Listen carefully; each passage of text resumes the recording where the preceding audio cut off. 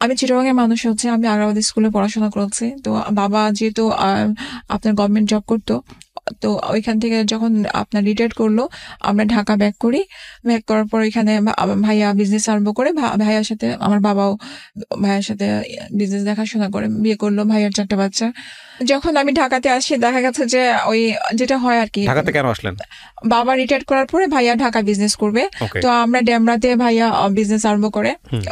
বিজনেসে সে অল্প সময় খুব ভালো একটা অবস্থানে চলে যায়। তো যেটা হয় কি যে মেয়েরা একটু ফর্সা হলে যেটা হয়, সব ছেলেদের চোখ পড়ে। তো এরকম হওয়াতে বাবা করলো কি, আমাকে আমার রেজাল্টও ভালো আসছে, আর আমাদের এখানে ভালো ইউনিভার্সিটি বা কলেজও ছিল না। বাবা আমাকে লালমাটিয়ায় নিয়ে আসলো, হোস্টেলে ভর্তি হলাম। হওয়ার পরে এখানে পড়াশোনা করতে লাগলাম। লাগার পরে বাবা প্রায় দিনে চলে আসতো কোচিং এ, আর এখানে সামনে দাঁড়ায় থাকতো। তো কোচিং এ দেখা গেছে যে ছেলেরা মেয়েরা একসাথে বের হয়। তখনকার দিনে হয়তো কি, ছেলে মেয়ে একটা কেউ কারোর সাথে কথা বলা মানে অনেক বড় ব্যাপার। আর আমার ফ্যামিলিতে আমার বাবা ছিল কি, আমি একটা আমার বাসার পাশ দিয়ে যদি কোনো ছেলে যেত, বাবা দেখতো যে আমি ভিতরে এসে ওই মানে কোন দিকে আছি। হ্যাঁ, আর কোনো ছেলে যদি আমার দিকে তাকাতো, তাহলে বাবা মানে ইট ছুঁড়ে মারবে, এরকম অনেক কাহিনী করতো। তারপর বাবা আমাকে প্রেশার দেওয়া আরম্ভ করলো কি, তোমার কি এই ছেলের সাথে 2-1 বার কথা বলতে দেখেছে? ওর ছিল ওর ফ্রেন্ডের, আমার ফ্রেন্ডের সাথে রিলেশন। তা আমি তাকে অনেক বুঝালাম, বুঝানোর পর তারপর সে বুঝলো না। হোস্টেলের যে মালিক তাকে বললো, মালিকের বলার পরে মালিক আমাকে প্রেশার দেওয়া আরম্ভ করলো, তোমার সাথে ছেলের রিলেশন এসে তুমি থাকতে পারবে না। পরে আস্তে আস্তে আমি না আপসেট হয়ে গেলাম, বাসায় আমি চলে আসলাম। ছেলেটাকে আপনি আগে থেকে চিনতেন? ওর সাথে তো আমার যে, হ্যাঁ, একসাথে আমরা কোচিং করতাম ও ইয়াতে স্যারের কাছে। ও একই ক্লাসে পড়তো? হ্যাঁ। ওকে, কি নাম ছিল? আমি লালমাটিয়া কলেজে পড়তাম, আর ও ছিল মানে ওই কেন্দ্রীয় কলেজে পড়তো। ওকে, কি নাম ছিল? আরিফ ছিল। আরিফ, ওকে। আমরা যে স্যারের কাছে কেমিস্ট্রি পড়তাম, সেই স্যারের সাথে ওই আমার সেই ফ্রেন্ডটার নাম ছিল বুলু, ওর একটা অ্যাফেয়ার হয়েছে। তারপর দেখলাম, পরে শুনলাম যে ওরা বিয়ে করে ভাইয়া পিএইচডি করতে আমেরিকা চলে গেছে, ওর সাথে আমার ফ্রেন্ডও চলে গেছে। আমি একটু ক্লিয়ার হই, স্যারকে বিয়ে করেছে আপনার ফ্রেন্ড? জি। আপনার স্যারের বয়স আপনাদের চেয়ে বেশি ছিল না? অনেক বেশি ছিল। আর আপনার ফ্রেন্ডের নাম কি ছিল? বুলু ছিল। ও আচ্ছা, ওনাকে বিয়ে করে চলে গেছে। আচ্ছা, হ্যাঁ। তো সেখানে আরিফের ভূমিকা কি? আরিফের কোনো ভূমিকা নাই। তো তখন হয়েছে ও একা হয়ে গেছে। ও হ্যাঁ, একসাথে পড়তো। আরিফ ওই মেয়েটাকে লাভ করতো? ওকে, নাও আই এম ক্লিয়ার। ও একা হয়ে গেছে। তো তখন আমার বাবা যখন প্রেশার দেওয়া আরম্ভ করলো, তখন আমি জিদের মাথায় বললাম যে হ্যাঁ ঠিক আছে, ওর সাথে আমার রিলেশন। আরিফের সঙ্গে? হ্যাঁ, আমার রিলেশন। আপনার সফট কর্নার ছিল আরিফের প্রতি যে ঘটনা ঘটার পরে? কোনো সফট কর্নার ছিল না। যখন প্রেশার দেওয়া আরম্ভ করলো, তখন আস্তে আস্তে আমি আমার মনে হচ্ছে হ্যাঁ, তাহলে ওকে মনে হয় পছন্দ করা আরম্ভ করলাম। হ্যাঁ, ওকে আমি যখন জানালাম যে ভাইয়া এরকম এরকম করতেছে, তো বাবা আপনি কিছু বলেন, বুঝান। তো আস্তে আস্তে দেখা গেছে কি যে দুজনে ভালো লাগা আরম্ভ হয়ে গেছে। তারপর বাসার মধ্যে ভাইয়া স্কুলে না কলেজে, এখন কোথায় পড়তেন? কলেজে। তখন মাত্র আমি কলেজে উঠেছি। তো ভাইয়া আমাকে ডাক দিয়ে একটা চট দিল, বললো কি, তুই সারা জীবন কখনো একটা চকলেটের জন্য আবদার করিস নাই। হ্যাঁ, তো আজকে তুই এমন একটা ছেলেকে নিয়ে আছিস যেটা আমার পক্ষে বেছে নেওয়া সম্ভব না, কারণ ওরা ছিল ক্যালকেশিয়ান, আমরা ছিলাম চাঁদপুর। ক্যালকেশিয়ান বলতে? ওরা ইন্ডিয়ান ছিল, পাকিস্তানের ইন্ডিয়ান। তো এখন এরপর আমার ভাইয়া গেল ওর ফ্যামিলিতে, তারপর আমার চাচারা গেল। যাওয়ার পরে ভালো বয়সের আপনারা? হ্যাঁ। তো কিভাবে সম্ভব এখানে? চাচারা গেল, যাওয়ার পরে অনেক কিছু হওয়ার পরে আমি সেগুলো জানি, আমি হয়তো ঝগড়াঝাটি হচ্ছে, এগুলো আমাকে আর কিছু জানাই নাই। বাসায় আসার পরে আমাকে আবার ভাইয়া বললো, তুমি আবার ডিসিশন নাও, তুমি কে ছেলেকে বিয়ে করতে রাজি? না হলে অনেক ছেলে আছে। আমি বলছি না, ঠিক আছে, আমি ওকে বিয়ে করবো। ইন দ্য মিনটাইম আপনার সঙ্গে আরিফের কি কথাবার্তা হচ্ছে? কোনো কথা না। হ্যাঁ, তারপরে যখন আমার বাবা গেল, আমার চাচা ভয়ানক, মানে ভয় পেতাম, চাচাকে কখনো এরকম দেখি নাই। তারপরে আমি আমাদের ওইখানে চিটাগাং রোড বলে, চিটাগাং রোডে তখন আমার মনে আছে 12 টাকা করে মিনিট ছিল। হ্যাঁ, ওদের TNT নাম্বার ছিল। আমি কল দিলাম, দেওয়ার পরে এখন ও বলতেছে যে তুমি কি বলো? আমি বললাম যে বাসা থেকে এরকম বলতেছে, তুমি কি বিয়ে করবে আমাকে? এখন বলে যে আচ্ছা ঠিক আছে। ওর বয়স অল্প। হ্যাঁ, বলে ও কি করে না করে এগুলো আমরা তখন কিছুই চিন্তা করি নাই। হ্যাঁ, এরপরে গেল বাসার মধ্যে, আমি তো চলে আসলাম, কারণ বাসাতে আমার মোবাইল তো দিচ্ছে না, ভাইয়া কথা বলবে বা কিছু। তখন তো ভাইয়ের কাছে যেটা ছিল বড় একটা ওইখান থেকে কথা বলা সম্ভব ছিল না, খুব কড়া গার্ডে রাখা হয়েছে। এরপরে আমার চাচা আসলো, আমার চাচা এসে ওদের বাসা থেকে আসলো, আসার পরে বললো যে যেটা দেখলাম যে ক্যালকুলেশনের সাথে আমাদের কখনো মিলবে না, আর ওই ছেলেকে ওরা রুমের মধ্যে আটকে রেখেছে, রুম থেকে এসে আমার সামনে কথা বলার সুযোগ নাই। হ্যাঁ, তাহলে তুমি কিভাবে ওকে তুমি বিয়ে করবা? তারপরে না আমি অনর আমার কাছে মনে হচ্ছিল যে ও আমার জগৎ। কেন মনে হচ্ছিল এরকম? কারণ আমি ছেলে বলতে ফার্স্ট লাইফে এই ছেলেকে দেখেছি, আমি অন্য কোনো ছেলের সাথে কখনো মিশতে পারি নাই বা কিছু। আমার কাছে মনে হচ্ছে যে আমার বাবা এত প্রেশারে রাখতো যে সব ছেলেকে নিয়ে সন্দেহ করায়, ওর সাথে রিলেশন আছে নাকি, হ্যাঁ, তো কেউ তাকাতে পারতো না। আমার কাছে মনে হচ্ছে বিয়ে হয়ে গেলে আমার ঝামেলা শেষ, আমি ওই বাসায় চলে যেতে পারলে আমাকে আর সন্দেহটা করবে না। তো যখন বলার পরে বলতেছে আবার চিন্তা করো, আমি বললাম যে কাকা আর চিন্তার কিছু নাই, আপনি ইয়ে করেন। তারপরে তো বাসায় প্রচুর ঝগড়াঝাটির গন্ডগোল হলো। আবার গেল, যাওয়ার পরে ওদের বাসা থেকে আসলো, আসার পরে ওর বাবা মা আসলো, ওর বোন আসলো, ওনারা আমাকে খুব সুন্দরভাবে গ্রহণ করলো, আমার জন্য কাপড় চোপড় নিয়ে আসছিল, খুব ভালোভাবে ইয়ে হচ্ছে। তারপর একটা ডেট ফিক্সড হলো, হওয়ার পর ভাইয়া ওর অনেক ধুমধাম করে, মানে একমাত্র বোন তো, সে খুব আদর করে ওর ধুমধাম করে বিয়ে দিল। কত সালে? 2001 সেপ্টেম্বরের 29 তারিখ। তখন আপনি কলেজে পড়েন, সেও কলেজে পড়ে, ফার্স্ট ইয়ার? হ্যাঁ হ্যাঁ। ওকে। তারপরে বিয়ে গেলাম। আপনারা তো খুবই বুঝমান গার্ডিয়ান ছিলেন, ওই পক্ষও ছিল এই পক্ষও ছিল, ঠিক আছে। যদি মেয়েটা ছেলেকে পছন্দ করে, ঠিক আছে, একসময় বিয়ে করবে, ম্যাচিউর হলে বিয়ে করবে, লেখাপড়া করতে থাকুক, তখনই কেন বিয়ে দিতে হবে? আপনি তো বাসা থেকে বের হয়ে যান নাই, ও তো আপনার জন্য পাগল হয়নি, কারণ ও পাগল ছিল যার জন্য তাকে সে তো অন্য কাউকে বিয়ে করে দেশের বাইরে চলে গেছে। ওদের ফ্যামিলি থেকে চিন্তা ছিল কি যে আমরা যদি করে রাখি, হ্যাঁ, তাহলে আক্ট করা কিন্তু আরো 2 বছর আগে রেখে দিয়েছিল, কিন্তু নেয় নাই করে, আরো 2 বছর আগে রেখেছে। আপনার ইন্টার ফার্স্ট ইয়ারে থাকা অবস্থায় বিয়ে করলেন, তারও 2 বছর আগে আক্ট করে রেখেছে। হ্যাঁ হ্যাঁ, আপনার 2001 যখন আপনার আক্ট করেছে, নেয় নাই, মানে আসা যাওয়া করতে দেয় না, আমার সাথে কোনো যোগাযোগ করতে দেয় না। ওনার ধারণা ও চুরি করে আসতো। আপনার আক্ট হয়েছে 2001-এ, তার আগে কোনো যোগাযোগ ছিল না? 2001-এ আক্ট হওয়ার পরে 2 বছর কোনো যোগাযোগ করতে দেয় না। হয়তো কি ও আসতো চুরি করে, আপনার ধরেন সোমবার বৃহস্পতিবার এরকম চুরি করে আসতো। তো আসলে ওই হঠাৎ করে একটু কথাবার্তা বলতো, ড্রয়িং রুমে বসে থাকতাম, তো এরকম হতো। তো একবার এর মধ্যে একবার হচ্ছে কি, একদিন ও রাত্রিবেলা, স্কুলে গেলে তো কলেজে গেলে তো দেখা হয়তো। আমার তো কলেজ সবকিছু বন্ধ করে দিয়েছিল। কেন? বিয়ে তো হয়ে গেছে, আপনার কলেজ যা বন্ধ করে দিবেন? না, তারপরে বন্ধ করে দিয়েছিল, বলছিল যে আমার ভাইয়ের জিত ছিল যে ওকে আমি প্রাইভেটে পরীক্ষা দেওয়াবো, আমি ওকে আর হোস্টেলে বা লালমাটিয়াতে যেখানে এত বড় ঘটনা ঘটে গেছে, আমি ওকে আর এভাবে পড়া। কি আশ্চর্য, ধুমধাম করে বিয়ে দিয়ে দিল ছেলের সঙ্গে, তারপরে আবার ঘরের মধ্যে আটকে রেখে প্রাইভেটে পড়াবে। আমি কনফিউজ। হ্যাঁ, কলেজে আমাকে আর ওইখানে পড়াবে না, আমার ভাইয়ের জিত ছিল না, ওই কলেজে আর পড়াবো না, তুমি প্রাইভেটে পরীক্ষা দাও। হ্যাঁ, তো এখন ওইখানে আমি ওই এত কিছু আর আমি তখন জিজ্ঞেস করি না, ঠিক আছে প্রাইভেটে। আমি প্রাইভেটের পরীক্ষা দিয়ে নিয়ে আমি দিয়েছি ওপেন ইউনিভার্সিটি থেকে দিয়েছিলাম আপনার HSC। তারপরে তো ওদের বাসায় আমি যখন গেলাম তখন আমি প্রেগনেন্ট ছিলাম। হ্যাঁ, ও যখন আক্ট করে রেখেছে, লাস্টের দিকে দেখা গেছে যে আমার কনসিপ্ট করে ফেলে, তখন বাসা থেকে। বিয়ের কয় বছর পরে? এটা 2 বছর। হ্যাঁ, এই বাসায় থাকা অবস্থায়, আপনার বাসায় থাকা অবস্থায়, আমার বাসায় থাকা অবস্থায় চুরি করে আসতো এটা নিয়ে। হ্যাঁ, তো একবার আসছিল, ওর বাবা রাতের থেকে ছিল, ওর বাবা সকালবেলা গাড়ি দিয়ে নিয়ে আসছে, এসে মানে জোর করে নিয়ে চলে গেছে। এরপরে এই চুরি দেখা অবস্থায় দেখা গেছে যে আমাকে তখনই আমার ভাবি বলতো যে ওর নিশ্চয়ই কোনো সমস্যা আছে, না হলে ও তোমার সাথে কোনো ধরনের কিছুতে ইনভলভ কেন হচ্ছে না। তো এরকম করতে করতে ভাবি এক ধরনের প্রেশার দিল, পরে আমিও দিলাম, দেওয়ার পরে তো আপনার তারপর আমি কনসিপ্ট করার পরে ওর ফ্যামিলি থেকে পরে উঠায় নিয়ে যায়। হ্যাঁ, উঠানোর পরে কত সালে উঠিয়ে নিল? আপনার যে 3-এর দিকে উঠায় নিয়ে যায়। 2001-এ বিয়ে, 2003-এ উঠে নিল। 3-এ উঠায় নিয়ে যায়।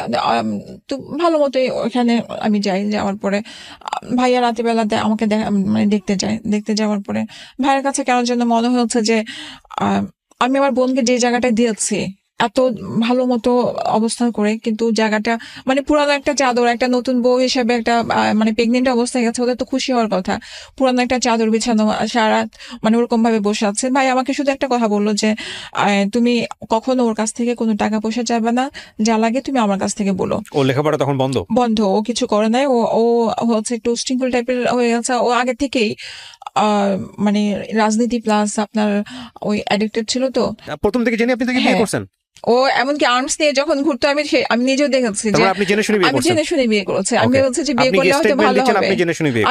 আমি জেনে শুনে করেছি। আমি এখনো বলি যে আমি হাঁটতেছি, আমি ইয়া থেকে টিচারের বাসা থেকে বের হচ্ছে, ওর সাথে আর্মস পুলিশ আসছে, আমার ও বলতেছে আমার সাথে যদি ধরে, আমি আমার ব্যাগে নিয়ে নিয়েছি। আমি ভেবেছিলাম যে এই ছেলেটাকে যদি আমার ফ্রেন্ড হিসেবে যদি ওকে আমি বিয়ে করে একটা ভালো ইয়াতে আনতে পারি, ও যদি ভালো হয়ে যায় তাহলে সেটা আমার জন্য অনেক ভালো। ড্রাগ অ্যাডিক্ট ছিল আপনি যেটা বলছেন, এবং তখন হ্যাঁ এটা ওর ফ্যামিলিতে জানতো। তো দেখা গেছে যে আমার তখন তো বাবু ছোট, আর আমার ফ্যামিলিও জানতো। আমার ফ্যামিলিতে আমি কখনো কমপ্লেন করি নাই। আপনার ফ্যামিলি জানতো ছেলেটা ড্রাগ নেয়? না, আমার ফ্যামিলিতে আমি কখনো ফ্ল্যাশ করি নাই। আপনার ফ্যামিলি জানতো যে তার সঙ্গে আর্মস থাকে? না, কিন্তু আমার ভাইয়া এটা ডাউট করতে পারতো যে ও অ্যাডিক্টেড, কারণ ও বুঝতো, কারণ একটা ছেলে কিছু করতেছে না, ঘরে বসে থাকছে সারাক্ষণ। ওনার বাবা ছিল প্ল্যানিং ম্যানেজার। বুঝতে পারছি, বাংলাদেশের one of the most popular shoe ব্র্যান্ডের কথা আপনি বলছেন, সেটার কোম্পানি ম্যানেজার ছিল, মানে মোটামুটি পয়সা ভালো ছিল, নাম করা। সে বাংলাদেশে সবাই তাকে চেনে। তারপর তো বাবু হলো, বাবু আমার ফ্যামিলি থেকে যেটা হয় যে বাচ্চা প্রথমে হলে ভাই নিয়ে যায়, তারপরে ভালোই চলছিল। হয় কি যে আমি এমন ভাবে মেনে নিয়েছিলাম যে ওই যে ও অ্যাডিক্টেড ছিল, দেখা যাচ্ছে রাস্তায় আমি কৃষি মার্কেটে থেকে এসে ওকে ধরে নিয়ে যেতাম যে আসো বাসায় আসো। হ্যাঁ, তো আমার শাশুড়ি তখন দেখা যেত বকাবকি করতো যে কেন তুমি নিয়ে আসতেছো। তো হয় কি যে আমার হাজবেন্ড, আমি এখন সারা 2টা-3টা পর্যন্ত ঘরের মধ্যে নাই, তা কেন আনবো না। তো ও আবার তখন করতে কি যে আপনার মোহাম্মদপুরে যে লেগুনাগুলো চলতো, লেগুনাতে সে 2টা লেগুনা ছিল, তো তাদের কথা ছিল যে ও তো লেগুনা ওইদিকে চালায়, ওর হিসাব নিতে হয়, রাস্তায় থাকে। কিন্তু আমি তো জানি ও কি করে। হ্যাঁ, তো আমি বললো তারা এটা বিশ্বাস করতো না। হ্যাঁ, তুমি মিথ্যা কথা বলতেছো, তুমি বানায় বলতেছো। তো ঠিক আছে, আমার তখন হচ্ছে কি যে আমার ওনাদেরকে কথা বললে ওটা বিশ্বাস করানো হতো না, মারামারি তখন হয়ে যেত মারামারি। আমার ছেলেটা যখন অসুস্থ, তো প্রচন্ড শ্বাসকষ্ট, আমি ওকে পরে নিয়ে আসার পরে তারপরে জিদ করে ওর করে কি আমার তখন 4টা 4:30 বাজে, আমার কাজের মেয়েটা ঘর মুছতেছিল। তো করলো কি, ঘরের যে বালতিটাকে লাথি মারলো, মারার পরে পুরা ময়লা পানিগুলো জ্বরের মধ্যে গায়ে পড়ে গেল। কার? আমার ছেলেটার। বয়স কত তখন ওর? 18 মাস। 18 মাস। হ্যাঁ, তো তখন প্রচন্ড জ্বর আর শ্বাসকষ্ট, আমার মাথা তখন প্রচুর, মানে আমি প্রচুর ক্ষেপে গেছি যে তুমি কেন এটা করলা, তোমাকে আমি এখান থেকে ধরে নিয়ে আসছি দেখে এর জন্য। এখন কি অবস্থা পেয়েছেন ওখানে গিয়ে, শ্যামলীতে গিয়ে কি অবস্থা পেয়েছিলেন? আপনার যে গাঁজা টানতেছে কয়েকজন মিলে, গাঁজা টানতেছে, অন্য কিছু না। হ্যাঁ, টানতেছে। তো আমার ওই গাঁজা টানতেছে যে সেটা তখনও আমি এত ভালো মতো বুঝতাম না। আমার কষ্ট ছিল কিভাবে যে শ্যামলীতে কোন জায়গায় আছে ও বলতো তো, আর আমি যে ঘুরতাম রিক্সা দিয়ে, আমি তো জানতাম কোন জায়গায় আছে, মানে আপনি মোটামুটি সমস্ত কিছু জানতেন। হ্যাঁ, আমি জানতাম ওর ফ্রেন্ডদেরকে ফোন দিলে ইনভলভমেন্টটা কি পরিমাণ ছিল আপনারা বুঝতেই পারছেন। হ্যাঁ, তো আমি তো জানতাম ওর ফ্রেন্ডদের সাথেও তো আমার সাথে ভালো কথাবার্তা হতো, একসাথে তো আমরা পড়াশোনা করছি, যে ভাইয়া ও কোথায় আছে, ও তো ওদিকে দেখলাম, এরকম বলতো। তারপরে করেছে কি, আমার তখন মাথা প্রচন্ড জিদ, আপনার আমার ওই যে পাশেই আমার ছিল, ড্রেসিং টেবিলটা ছিল, আমি ধাক্কা মেরেছি, ড্রেসিং টেবিলটা ভেঙে গেছে, আমার তখন হাতের এই যে রগগুলা কেটে গেছে। আপনার? হ্যাঁ, রগগুলা কেটে গেছে। তো আপনার গায়ে হাত তুললো সেই মুহূর্তে? হ্যাঁ, আমাকে লাথি মেরেছিল, লাথি মারার পরে আমার পিছনে ওই যে স্টিলের দোল আলনা টাইপের থাকে না, আলনার মধ্যে যে আমি ভিতরে পড়ে গেছি। এটা কি প্রথম গায়ে হাত তোলা নাকি এর আগেও তুলেছে? আরো অনেক কয়বার। কিছু বললে, যদি ওর বাহিরে যাওয়া নিয়ে কিছু বলতাম, তাহলে ও এরকম করতো। তারপর পরে তখন আমি বলছি যে আমি আর থাকবো না। ওকে আপনি যে জোর করে এভাবে বিয়ে করলেন, ও কি আপনাকে ভালোবাসতো? বিয়ের আগে বলেছিল আমি তোমাকে ভালোবাসি? ওর কথা কি, ও আমাকে এইটা ব্লেম দেয় যে তুমি ফ্রেন্ডকে বিয়ে করেছো। আপনি তাকে এক অর্থে জোর করে বিয়ে করেছেন, ফ্রেন্ড হিসেবে বিয়ে করেছেন, এবং সে মেন্টালি মারাত্মক রকম ভাবে উইক ছিল। আমি যেটা বলছি সেটা আপনি উত্তর দিয়ে শুধু মুখের ইশারা করলে হবে না, আমার অডিয়েন্সকে বুঝতে হবে। মানে আমি যা বলছি সেটা হ্যাঁ অথবা না। উইক ছিল, সে আমাকে ভালোবেসে বিয়ে করেছে, কারণ সে নিজের বিয়ের গাড়িটা, আমি বলি বিয়ের গাড়িটা সে নিজে কাউকে ধরতে দেয় নাই, বিয়ের গাড়িটার ফুল দিয়ে সে সারাদিন নিজে সাজিয়েছে। এটা মিন করে না যে সে আপনাকে ভালোবাসে, এটা 0% মিন করে। এটা তার জীবনের স্বপ্ন ছিল, হয়তো সে নিজের বিয়ের গাড়ি নিজে সাজাবে, সে সাজিয়েছে। বুঝবো কিভাবে যে ভালোবাসে কিভাবে? আপনাকে সে ওয়ার্ড দিয়েছিল, একটু আপনি বলেছেন যে সে বলে নাই। না, সে কখনো এরকম বলে নাই, কিন্তু আপনি তাকে ভালোবাসতেন। বিয়ের পরে বলেছে। আপনি, হ্যাঁ সেটা বলেন, আপনি তাকে বলেছেন, বিয়ের আগে বলেছেন যে আপনি তাকে ভালোবাসেন। সে যদি আপনার কাছ থেকে সরে যেতে চাইতো, বিয়ের আগে আপনি তাকে যে কোনো ভাবে হোক ধরে রাখতে চাইতেন না? আচ্ছা, আমার ভিতরে এটা কখনো কাজ করবে না। আমার যে কেউ সরে যেতে চাইবে, আমি জোর করে ধরে রাখবো। আমি তাকে বলছি, আপনার গায়ে হাত তুললো শ্যামলীর এখান থেকে 3টা পয়েন্ট আমরা কিন্তু মাথায় নিয়েছি, এবং আপনারা খুব ভালো করে খেয়াল করবেন টিনেজ বয়সের এই যে ক্রেজিনেসটা, এটার শেষ পর্যন্ত রেজাল্ট কি দাঁড়ায়। এবং ডেফিনেটলি আপনি যেটা বললেন না, যে ওই যে একটা ছেলে ড্রাগ নিচ্ছে, একটু শৃঙ্খল টাইপের, এবং একটু এই পিস্তল নিজের কাছে রাখে, অন্য সবার চেয়ে আলাদা একটা পাওয়ার হোল্ড করে, এই ধরনের ছেলেদেরকে অনেক মেয়েরাই অনেক বেশি পছন্দ করে, অনেক মেয়ে পছন্দ করে। আপনি মাথা নাড়তেছেন, অনেকে বুঝবে না, কারণ করে তখন হচ্ছে কি গিটার নিয়ে হাঁটতো, চুলগুলো বড় বড় ছিল, ফ্রেন্ড ছিল। হ্যাঁ, তো আমার কাছে ভালো লাগা কাজ করেছে। মানে ওটাকে আমরা সিনেমার হিরো মনে হতো না, ওইটা মনে হতো না যে সিনেমার হিরো, কারণ সে যখন দুর্বলতা সেও দেখেছে। হ্যাঁ, সে ফ্রেন্ড হিসেবে সে আমার সাথে প্রত্যেকটা জিনিসে হাঁটছে। হ্যাঁ, তো যখন বিয়ে করেছে তখন তো ভাববো যে বিয়ের আগে আপনাদের কোনো ধরনের ইনভলভমেন্ট ছিল?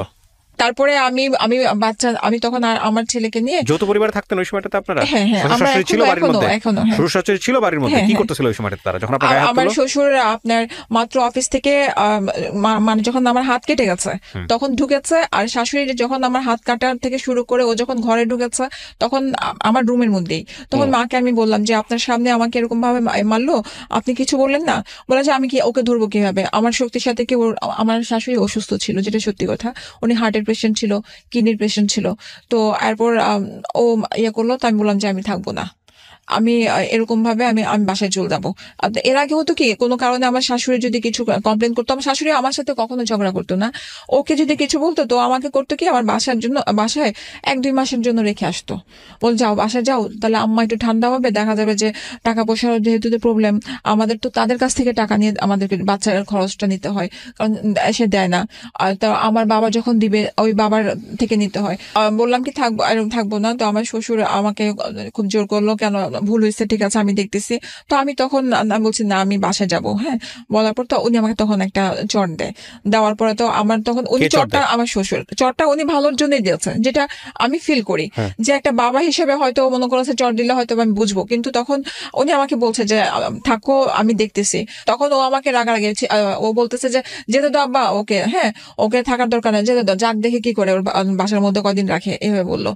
তো তারপরে এই ঝগড়া হতে হতে হ্যাঁ, তো তখন প্রায় 11:30 এর মধ্যে আবার সে করলো কি, আপনার আমাকে নিয়ে গেল আমার হাত বাংলাদেশ মেডিকেলের যে হাত ওয়াশ করালো, হাত ওয়াশ করায় তারপরে আমি যেতে চাই নাই, ও আমার হাত মেয়েছিল, তো ওইটা আবার এক্সরে করার পরে তো ভাইয়া আসলো, ভাইয়া আসার পরে ভাইয়া করলো কি, ভাইয়া ভাবলো যা হয়তো বা সাথে করে নিয়ে গেলে জিনিসটা একটু ঠান্ডা হবে, ভাইয়া তাকে ভাবি আসলো, ভাবি আসার পরে আমি ভাইয়া ভাবির সাথে গাড়ি দিয়ে চলে গেলাম।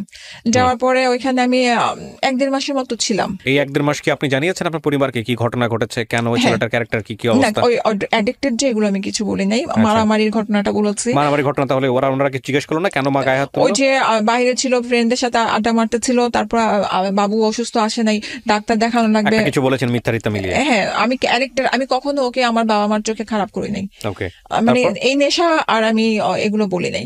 তো এরপরে ভাইয়া খুব খেপে গেছিল, ভাইয়া ওদিন মানে খুব যে এই রিলেশন আর রাখতে দিবে না। তারপরে যেটা হয় আর কি মেয়েদের ক্ষেত্রে, যে কয়েকদিন যাওয়ার পরে একটা দুর্বলতা চলে আসে, তারপর ভাইয়া করে নরম হয়ে যায়, তারপরে 2-3 মাস পরে ও আবার আসার পরে আবার নিয়ে যাওয়ার পরে এরকম ভাবে চলতে থাকে। চলার পরে এর মধ্যে আমার ছেলেটা যখন আমি কনসেপ্ট করি, আমার বাবা ভুলক্রমে আমাকে কৃমির ওষুধ খাওয়াই ফেলছিল ফার্স্ট বেবির ক্ষেত্রে। জি, তো ও কিছুটা অটিস্টিক ছিল, ও সব বুঝতো কিন্তু ও কথা বলতো না। ও 6 বছর বয়সে কথা বলছে। মানে ওকে করতো কি, আমি হাত ছেড়ে দিলে, এটার জন্য ওকে আমি কখনো ছাড়তে পারতাম না। ও মানে চলে যেত যে কোনো জায়গায়, ও বুঝতো না, এমনকি মাকে বাবাকে ও মানে কানে যে শুনতে পাবে সেটাও বুঝতো না, এরকম ছিল। এরপর পরে ওর এক কাজিন আসে, একটা আপু আসার পর আমাকে বুঝালো যে তুমি আরেকটা বেবি নাও, তোমরা ট্রাই করো, দেখো। তাহলে ডাক্তারও বললো যে ওর সঙ্গী যদি থাকে, কথা বললে ও কথা বলবে। তো এরকম করার পরে তারও অনেক দিন পরে একটা আমাদের মানে ওর ফার্স্ট বেবির 4 বছর পরে কনসিভ করার পরে যখন কনসিভ করি, আমি আমার শাশুড়িকে বলার পরে উনি বললো যে তুমি অ্যাবর্শন করে ফেলো। তো আমি আমার সেকেন্ড বেবিটা, হ্যাঁ, তো আমি আমার হাজবেন্ডকে বলি যে মা বলছে অ্যাবর্শন করতে, কারণ আমাদের তো কিছু নাই, কারণ ও যেটা ইনকাম করে, ওর যে লেগুনার যে টাকাটা আসে সম্পূর্ণ টাকাটা ওর বাবার হাতে দেয়। হ্যাঁ, ওইখান থেকে উনি দরকার লাগলে ওকে খরচ দেয়, কিন্তু ওই টাকাটা ও কখনো নিজে খরচ করে না। ও এদিক দিয়ে আবার বাবা মাকে খুবই ও শ্রদ্ধা করে। তো এখন পরে করলাম কি, আপনার এই ইয়াতে আপনার গ্রিন রোডে কি যেন একটা ইয়ে আছে, নামটাও মনে নেই, কমফোর্ট, ওইখানে ডাক্তারের সাথে কথা বললাম, অ্যাবর্শন করবো, সব রেডি। তারপর দিন যেতে বললো, তারপর দিন গেলাম, যাওয়ার পরে উনি অসুস্থ ছিল দেখে উনি সেদিন পারলো না, বললো যে তুমি এক কাজ করো, আগামীকালকে আসো বলে। তো এর মধ্যে আমার হাজবেন্ড বাবাকে বলে, মনে হয় সেটা আমি শিওর না। তো বলার পরে এরপরে মা কিন্তু আমাকে আবারও বলছে, কি ব্যাপার, তুমি না অ্যাবর্শন করতে গেছিলাম, তুমি হয় নাই? আমি বললাম যে মা, ডাক্তার অসুস্থ ছিল। তো এখন বাবা এসে আমাকে বলে যে যেটা হয়েছে তুমি বাচ্চা রাখো, কিছু হবে না, একজন তো আছে, আরেকজন আসবে, নতুন মেহমান আসবে, সমস্যা নাই, ঘরে আরো হাসি খুশি হবে। হ্যাঁ, উনি এটা বলার পরে তারপর আমি যাই, কারণ মা যেহেতু বলছে, কারণ বাসাটা আমার শাশুড়ির কথায় চলতো, তো এখন মা যেহেতু বলছে, আমি তারপর দিন যাই। পরে সবকিছু রেডি করে বিকালের দিকে যাই। আমার মনে আছে আমার হাজবেন্ড আমার হাত পা ধরে বলে যে রিক্সার মধ্যে বলে, আমি তোমার পা ধরে বলি থাক, যেটা হয়ে গেছে আমাদের প্রথম বাচ্চাটা তো অসুস্থ, এখন ও যেহেতু অ্যাক্সিডেন্টলি চলে আসছে, থাকতে দাও। আপনার শাশুড়ি বলতেছে অ্যাবর্ট করার জন্য, আর আপনার জামাই বলতেছে রাখার জন্য। ওকে, তারপর? জি, তো এরপরে ডাক্তারের কাছে যখন গেলাম, যাওয়ার পরে অনেকক্ষণ বসেছিলাম। তারপরে চিন্তা করলাম যে হাজবেন্ড যেহেতু বলতেছে, ও বলতেছে যে আমি দেখবো। হ্যাঁ, আর বাবা তো মানে আমার বাবার কথা বলতেছে, বাবা তো প্রতি মাসে সবকিছু খরচ পাঠায়, বড় বাচ্চার খরচ তো সবকিছু পাঠাচ্ছে, তাহলে তো সমস্যা হবে না, দুই ফ্যামিলি মিলে বাচ্চাদের মানুষ হয়ে যাবে। তো এরপরে বাসায় আসলাম, ডিসিশন নিলাম। তো বাবা, আমার শ্বশুর, মানে আমার বাবা, ওনাকে ডাকতাম, তো আমার শ্বশুর খুশি। এখন মা আর কিছু বললো না, মা তো হলো। তো হওয়ার পর 3 মাস পরে দেখা গেছে যে আমার একটু প্রবলেম আরম্ভ হচ্ছে। পরে ওকে ওই কি জন্য একটা হরমোনের ইঞ্জেকশন দিয়ে দ্রুত বড় করা হলো। এর মধ্যে ভালো ছিল আমাদের রিলেশনটা। এর মধ্যে ও আবার আমাদের নতুন একটা বাড়ি করতেছিল, ওর জন্য ওকে ওইখানে পাঠাই দেওয়া হয়েছে। তো মারামারি কাটাকাটির জিনিসগুলো ছিল না এর মধ্যে, আমিও শিখছিলাম। তো এর জন্য ওরকম কিছু হয় না। আর ডাক্তার দেখানো থেকে শুরু করে সবকিছু আমার শ্বশুরে নিয়ে যেত। হ্যাঁ, এমনকি মানে আমার সেদিন আমার এক রিলেটিভকে বললাম যে হাসি লাগতো যখন আমি হসপিটালে যেতাম, আমি লাইলা আরজুমান ডাক্তারকে ল্যাবরেটরি দেখাতাম, তো সিস্টাররা ভাবতো কি যে উনি হয়তো আমার হাজবেন্ড, কারণ আমার হাজবেন্ডকে কেউ দেখে না, এতদিন ধরে যে ডাক্তারের কাছে যাই সবসময় ওনাকেই দেখাচ্ছে। তো এরপরে মেয়ে হয়, আপনার ল্যাবরেটরি মেয়ে হওয়ার পরে আপনার 2 বেবির বয়সের ডিফারেন্স কত? এই তো 4 বছর। 4 বছর পরে বাচ্চাটা হলো। জি। তারপর এই 4 বছরের মধ্যে আপনার জামাই কিছু করেছে? জব জাতীয় ওই যে আপনার লেগুনা যেটা ছিল, হ্যাঁ, ওই লেগুনাটা ওরা বিক্রি করে দেয়, বিক্রি করে, কারণ ওই যে ওরা পুরান ঢাকায় বাড়ি করবে, তো এখন ওর বাড়িতে সময় দিতে হবে। তোর বাবা বললো যে তাহলে তুমি এটা বিক্রি করো, তুমি ওইখানে বাড়ির কাছে দেখাশোনা করো। তো এর মধ্যে তো বেবি হলো, বাসা ওইখানে আপনার বাড়ির কাছে দেখাশোনা করে আরম্ভ করলো। তো মাঝখানে দেখা গেছে কি যে আমাদের মধ্যে খুব ডিস্টেন্স আরম্ভ হয়ে গেছে। ওকে আমি 2 মাস 3 মাসও দেখতে পাচ্ছি না। ও আসার পরে দেখা যায় যে মানে আধা ঘন্টা থাকে, ওর বাবার সাথে একটু হিসাব নিকাশ করে, তারপর চলে যায়। এখন আমার যে প্রবলেম গুলো দেখা যায় যে অনেক ধরনের অনেক কিছু লাগে, বাচ্চার লাগে বা কিছু, আমার বাবাকে আমি সবসময় বলতে পারি না, বা ওনাদেরকে আমাকে সবকিছু 2 টাকাও লাগলে ওনাকে মা আমাকে 2টা টাকা লাগবে এরকম চাইতে হইতো, বা ছোটটা আমার মেয়েটাকে আমি মানে বাড়তি কিছু খাওয়াতে চাইলে বলতো যে না, এই বয়সে কেন বাড়তি দিবা। হ্যাঁ, মানে ওনাদের মতো আমার চলতে হতো। তো এখন পরে এই যে ডিস্টেন্সটা, আমার এটাও আমার জন্য খুব খারাপ লাগতো। একদিন প্রচন্ড জ্বর ছেলেটার, তো এখন পরে আমি ফোন দিয়েছে, এখন আমার শ্বশুর বলতেছে খবরদার তুমি ওকে কল দিয়ে ডাকবা না, জ্বর হচ্ছে আমি ডাক্তার কাছে নিয়ে যাবো। কিন্তু হচ্ছে কি, মেয়ে তো আমরা হয় কি যে শ্বশুর শাশুড়ির যে মনে হয় যে হাজবেন্ডটা যদি কাছে থাকে তাহলে মানে ভালো, কিন্তু আমার শ্বশুর, আমার হাজবেন্ড কখনো বাচ্চাদেরকে কোলে তুলে নেয় নাই। আমার শ্বশুরেই সবসময় যে রাতে আসতো, মানে উনি ঘুম পাড়াতো, কোলে নিয়ে ঘুম পাড়াতো বা ইয়ে করা, উনি আমার বাচ্চাদেরকে খুবই আদর করতো, যেটা সত্যি কথা। এরপরে আমি ওর একটা ফ্রেন্ডের মাধ্যমে ওই ভাইয়াটা মোহাম্মদপুরে থাকে, মানে কল দিলাম ভাইয়াকে, বললাম ভাইয়া প্লিজ ওর একটু ফোন দিয়ে বলেন আমার ছেলেটা মানে অনেক অসুস্থ, প্রচন্ড শ্বাসকষ্ট আর 104-এর উপরে জ্বর। তো ও রাতে আসে, তখন 2টা-2:30 হবে, ও রাতে আসার পরে ও দেখার পরে তো এখন হসপিটালে নিবে এরকম তো এমন সময় আমার মানে শ্বশুর যে সে খুব রাগারাগি করে আমার সাথে যে তুমি কিভাবে কল দিলা। তো আমি বলি আমি জেসান ভাইয়ের মাধ্যমে আমি কল দিয়েছি। হ্যাঁ, তো বলতেছে কেন, আমি তোমাকে নিষেধ করেছিলাম না। ওকে ওই সময়টাতে সাথে সাথে ব্যাক করায়, বলে যে তুমি এখানে যাও, ওদের জন্য আমি আছি, তোমার লাগবে না। আচ্ছা। হ্যাঁ, তারপরে এর মধ্যে 2-3 বছরের মধ্যে আমার মেয়ে তখন 2.5 বছর হয়, এর মধ্যে ওই এরকম ভাবেই চলতে থাকে। আমি আমার পড়াশোনাটা আমি আস্তে আস্তে করতে থাকি, ওপেন ইউনিভার্সিটি থেকে আমি আস্তে আস্তে গ্রাজুয়েশনটাও পড়তে থাকি কেন্দ্রীয় কলেজে। হ্যাঁ, তো ওনাদের একটা জিদ ছিল যে ওনার ছেলে কিছু পড়াশোনা করে নাই, আমি পড়াশোনাটা আগায় যাচ্ছি। একসঙ্গে থাকতেন আপনি জামাইয়ের সঙ্গে থাকতেন ওই সময়টাতে? না, ও তো তখন ওইখানে বাড়ি করার জন্য। হ্যাঁ, তো আসতো অনেকদিন পর আসতো, 15 দিন 20 দিন, আবার এমন গেছে যে 2-3 মাসও আসে নাই, হয়তো 15 দিনের মানে 15 মিনিটের জন্য। ঢাকার মধ্যে থাকতেন না?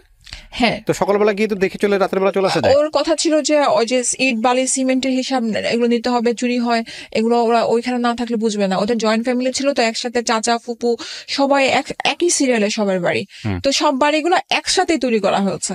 তো এইটার জন্য ও আলাদা কোথাও থাকে না, ও চাচার বাসায় বা বোনের বাসায় এরকম ভাবেই ছিল। তো এইভাবে সময়গুলো গেছে। যাওয়ার পরে তো মেয়ে তখন আমরা এখান থেকে মোহাম্মদপুর থেকে আমরা গ্যান্ডারিয়া শিফট হই। গ্যান্ডারিয়া শিফট হওয়ার পরে ও তখন পুরা কাজকর্ম কিছুই করে না। এর মধ্যে ওর এক বোনের হাজবেন্ডের সাথে একটা কাজ আরম্ভ করে। ওর বোনের হাজবেন্ড ইটালিতে মানুষ পাঠায়। হ্যাঁ, তো ওই ভাইয়ের সাথে কিছুদিন ও কাজ করে আজি সুপার মার্কেটে। তো তারপরে ভাইয়াটা এক সময় কিছুদিন কাজ করার পরে পুলিশের কাছে ধরা খায়। তো ওই যে মানুষের টাকাগুলো নিয়ে উনি আর মানুষকে পাঠাতে পারে না। কি হয় উনি সম্পর্কে? আপনার মানে হচ্ছে যে বড় চাচার মেয়ের জামাই আরিফের। হ্যাঁ, মানে আমার হ্যাঁ। তো পরে কি করে ওই জবটাও যায়। যাওয়ার পরে ওর মামাতো ভাই যে বনানীতে জব নেয় এখানে, তারপরেও জব নেয় ওখানে। নেওয়ার পরে জবটা ভালো চলে। আমাদের আস্তে আস্তে মনে হচ্ছে যে সুখের দিন ফিরে আসছে। এমন সময় আমার ননদেরও বিয়ে ঠিক হলো, বাচ্চাগুলো আস্তে আস্তে বড় যাচ্ছে। তো আমার ছেলেটাও কথা বলা আরম্ভ করলো। তো আমরা তখন ওই টাইমটাতে খুবই হ্যাপি ছিলাম। তো যে ইনকামটা যেটা করতো সম্পূর্ণ টাকা এসে ধরেন আমার হাতে দিয়ে দিত। ইনকাম বলতে ও যে জবটা করতো, মাসে যে স্যালারিটা পেতো। কিসের স্যালারি পেতো? ও ছিল ওইখানে ওর ভাইয়ের সাথে ওইখানে ইয়েতে ছিল, কোথাও জয়েন করেছিল। হ্যাঁ, ওইখানে ও যেটা করতো মানে ও হচ্ছে যে ওইখানে যারা আছে তাদেরও উপরে লেভেলে সব ধরনের কাজ করতো, ভাইয়ের সব ধরনের কাজ। আপনার পরিচিত কারো মাধ্যমে সে জবে ঢুকেছে? হ্যাঁ, ওর ফুফাতো ভাই। ওকে, বুঝতে পেরেছি আমরা। হ্যাঁ, তারপরে কি হয়েছে? ফুফাতো ভাই। তো এখন তো দেখা যাচ্ছে ভালো এই সময়, ওই সময়ের মধ্যে আমি জানলাম না ওরা দুই ভাই ওইখানে জব করে। হ্যাঁ, ওই যে যেই বোনের হাজবেন্ডের সাথে ও কাজ করতো না, ওর একটা ভাই ছিল, ওই ভাইটাও ওর সাথে ওইখানে জব করতো বনানীতে। তো দুই ভাই একসাথে যেত, দুজনকে বাইক দিয়েছে, ওরা একসাথেই যেত। যাওয়ার পরে হঠাৎ করে একদিন শুনি ওই ভাইয়ের ওয়াইফের কাছ থেকে যে আরিফ অফিসের এক মেয়েকে নিয়ে, যে ও শনিবার দিন বাইক না নিয়ে ও কার নিয়ে বের হতো, ওই কার নিয়ে ও ওই মেয়েকে নিয়ে ঘুরতো, ঘুরে বাসায় ড্রপ করে আসতো।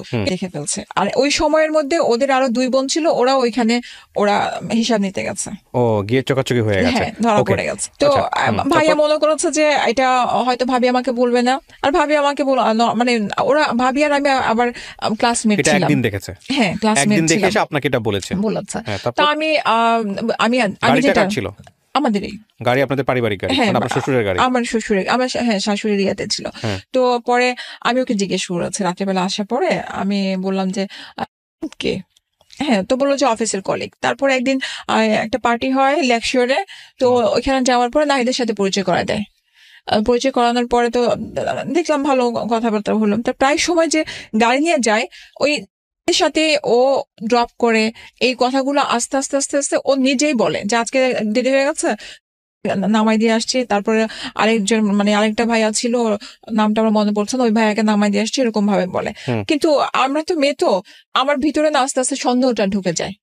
কারণ এখন এর মধ্যে যে ওর কিছু সমস্যা ছিল যেটা, তো ওই সমস্যার কারণে আমাদের দুজনের এমনিতেই ওরকম অ্যাডজাস্ট হতো না। মানে আপনারা বলতেছেন হাজবেন্ড ওয়াইফ রিলেশনশিপের জায়গাটা অতটা স্মুথ ছিল না। আচ্ছা, ওকে। তো আমার কাছে ওর সাইড থেকে প্রবলেম ছিল। তো দেখা গেছে যে এর জন্য ও যেহেতু অনেক ডাক্তার দেখাচ্ছি অনেক ধরনের, তো এখন এর মধ্যে তুমি কেন তাহলে মেয়ে নিয়ে ঘুরবা? আমার কথা হচ্ছে এটা, তুমি তো ফ্যামিলিকে টাইম দিবা। তো এখন আমার বিষয়টা হচ্ছে যে তুমি ফ্যামিলিকে টাইম দিতে পারতেছো না, সেখানে আমার মেয়েকে নেই। এখানে তো আমাদের একটা সন্দেহ তৈরি হয়, সেটা হচ্ছে যে ওর যদি অক্ষমতাই থাকে কোনো পার্টিকুলার বিষয়ে, তাহলে তো ওর মেয়েদের সাথে ইনভলভ হওয়ার কথা না। আমি ডাক্তারের কাছে এর জন্য নিয়ে গেছি, আমি সালাউদ্দিন হসপিটালে হরিতেশ পালের কাছে নিয়ে গেছি। আমাকে ওর সামনে বলছে ডাক্তার, হয়তো অভিনয় করছে আপনার সাথে, না হলে কোনো কারণ আছে। হ্যাঁ, ও কারোর সাথে ফিজিক্যালি ইনভলভ না। ও যেটা এটা বলেন আপনি। হ্যাঁ, ও যেটা ও হয় কি যে আমি যেটা শুনেছি, এটারও পরের ঘটনার সাথে যেটা হচ্ছে, ও করে ও গল্প করে, একসাথে বসে একটু হাত ধরে কথা বলা বা ইয়ে করা, আর কিছু না। ও যে ফিজিক্যাল ভাবে ইনভলভ হয়ে যেটা, ওইটা বের কিছু না। আচ্ছা, আমি এখানে একটা জিনিস একটু বোঝানোর চেষ্টা করি প্রিয় দর্শক এবং শ্রোতা, because this is very important thing, যেটা খুবই ইম্পর্টেন্ট পার্ট আমাদের লাইফে, বাট আমরা সবসময় এটাকে ইগনোর করি। সেটা হলো যে ওনাদের মধ্যে, হাজব্যান্ড ওয়াইফের মধ্যে যে ধরনের সম্পর্ক, এটা একটা খুবই প্রীতি সম্পর্ক, পবিত্র সম্পর্ক, এবং যে সম্পর্কটা খুব প্রয়োজন, সেই সম্পর্কের জায়গাটা স্মুথ ছিল না। আচ্ছা, এখন কথা হচ্ছে, পরবর্তীতে এই ভদ্রমহিলা ওনাকে যখন একজন ফিজিশিয়ানের কাছে নিয়ে গেছেন বা একজন ডক্টরের কাছে নিয়ে গেছেন, তখন ডক্টর ফাইন্ড আউট করেছে, বা ওনারা পরবর্তীতে ফাইন্ড আউট করেছেন যে ওর মধ্যে আসলে প্রবলেম কোনো কিছু ছিল না ফিজিক্যালি, মানে ছেলেটার মধ্যে বা ওনার হাজব্যান্ডের মধ্যে, কিন্তু ও মেন্টালি এক ধরনের ওর মধ্যে পারভার্টনেস ছিল। এই পারভার্টনেসের বাংলাটা আমি কীভাবে বোঝাই, বেসিক্যালি হচ্ছে যেটা আসলে আমরা নর্মাল মনে করি, যে একটা ছেলে এবং মেয়েটার মধ্যে যে সম্পর্কটা, যে নর্মাল একটা সম্পর্ক, সেই সম্পর্কের জায়গাটায় অন্য কোনো বিকৃত চিন্তা যেটা মাথার মধ্যে রেখে সে হলো নর্মাল জায়গা থেকে অনেক বেশি সরে গিয়েছিল।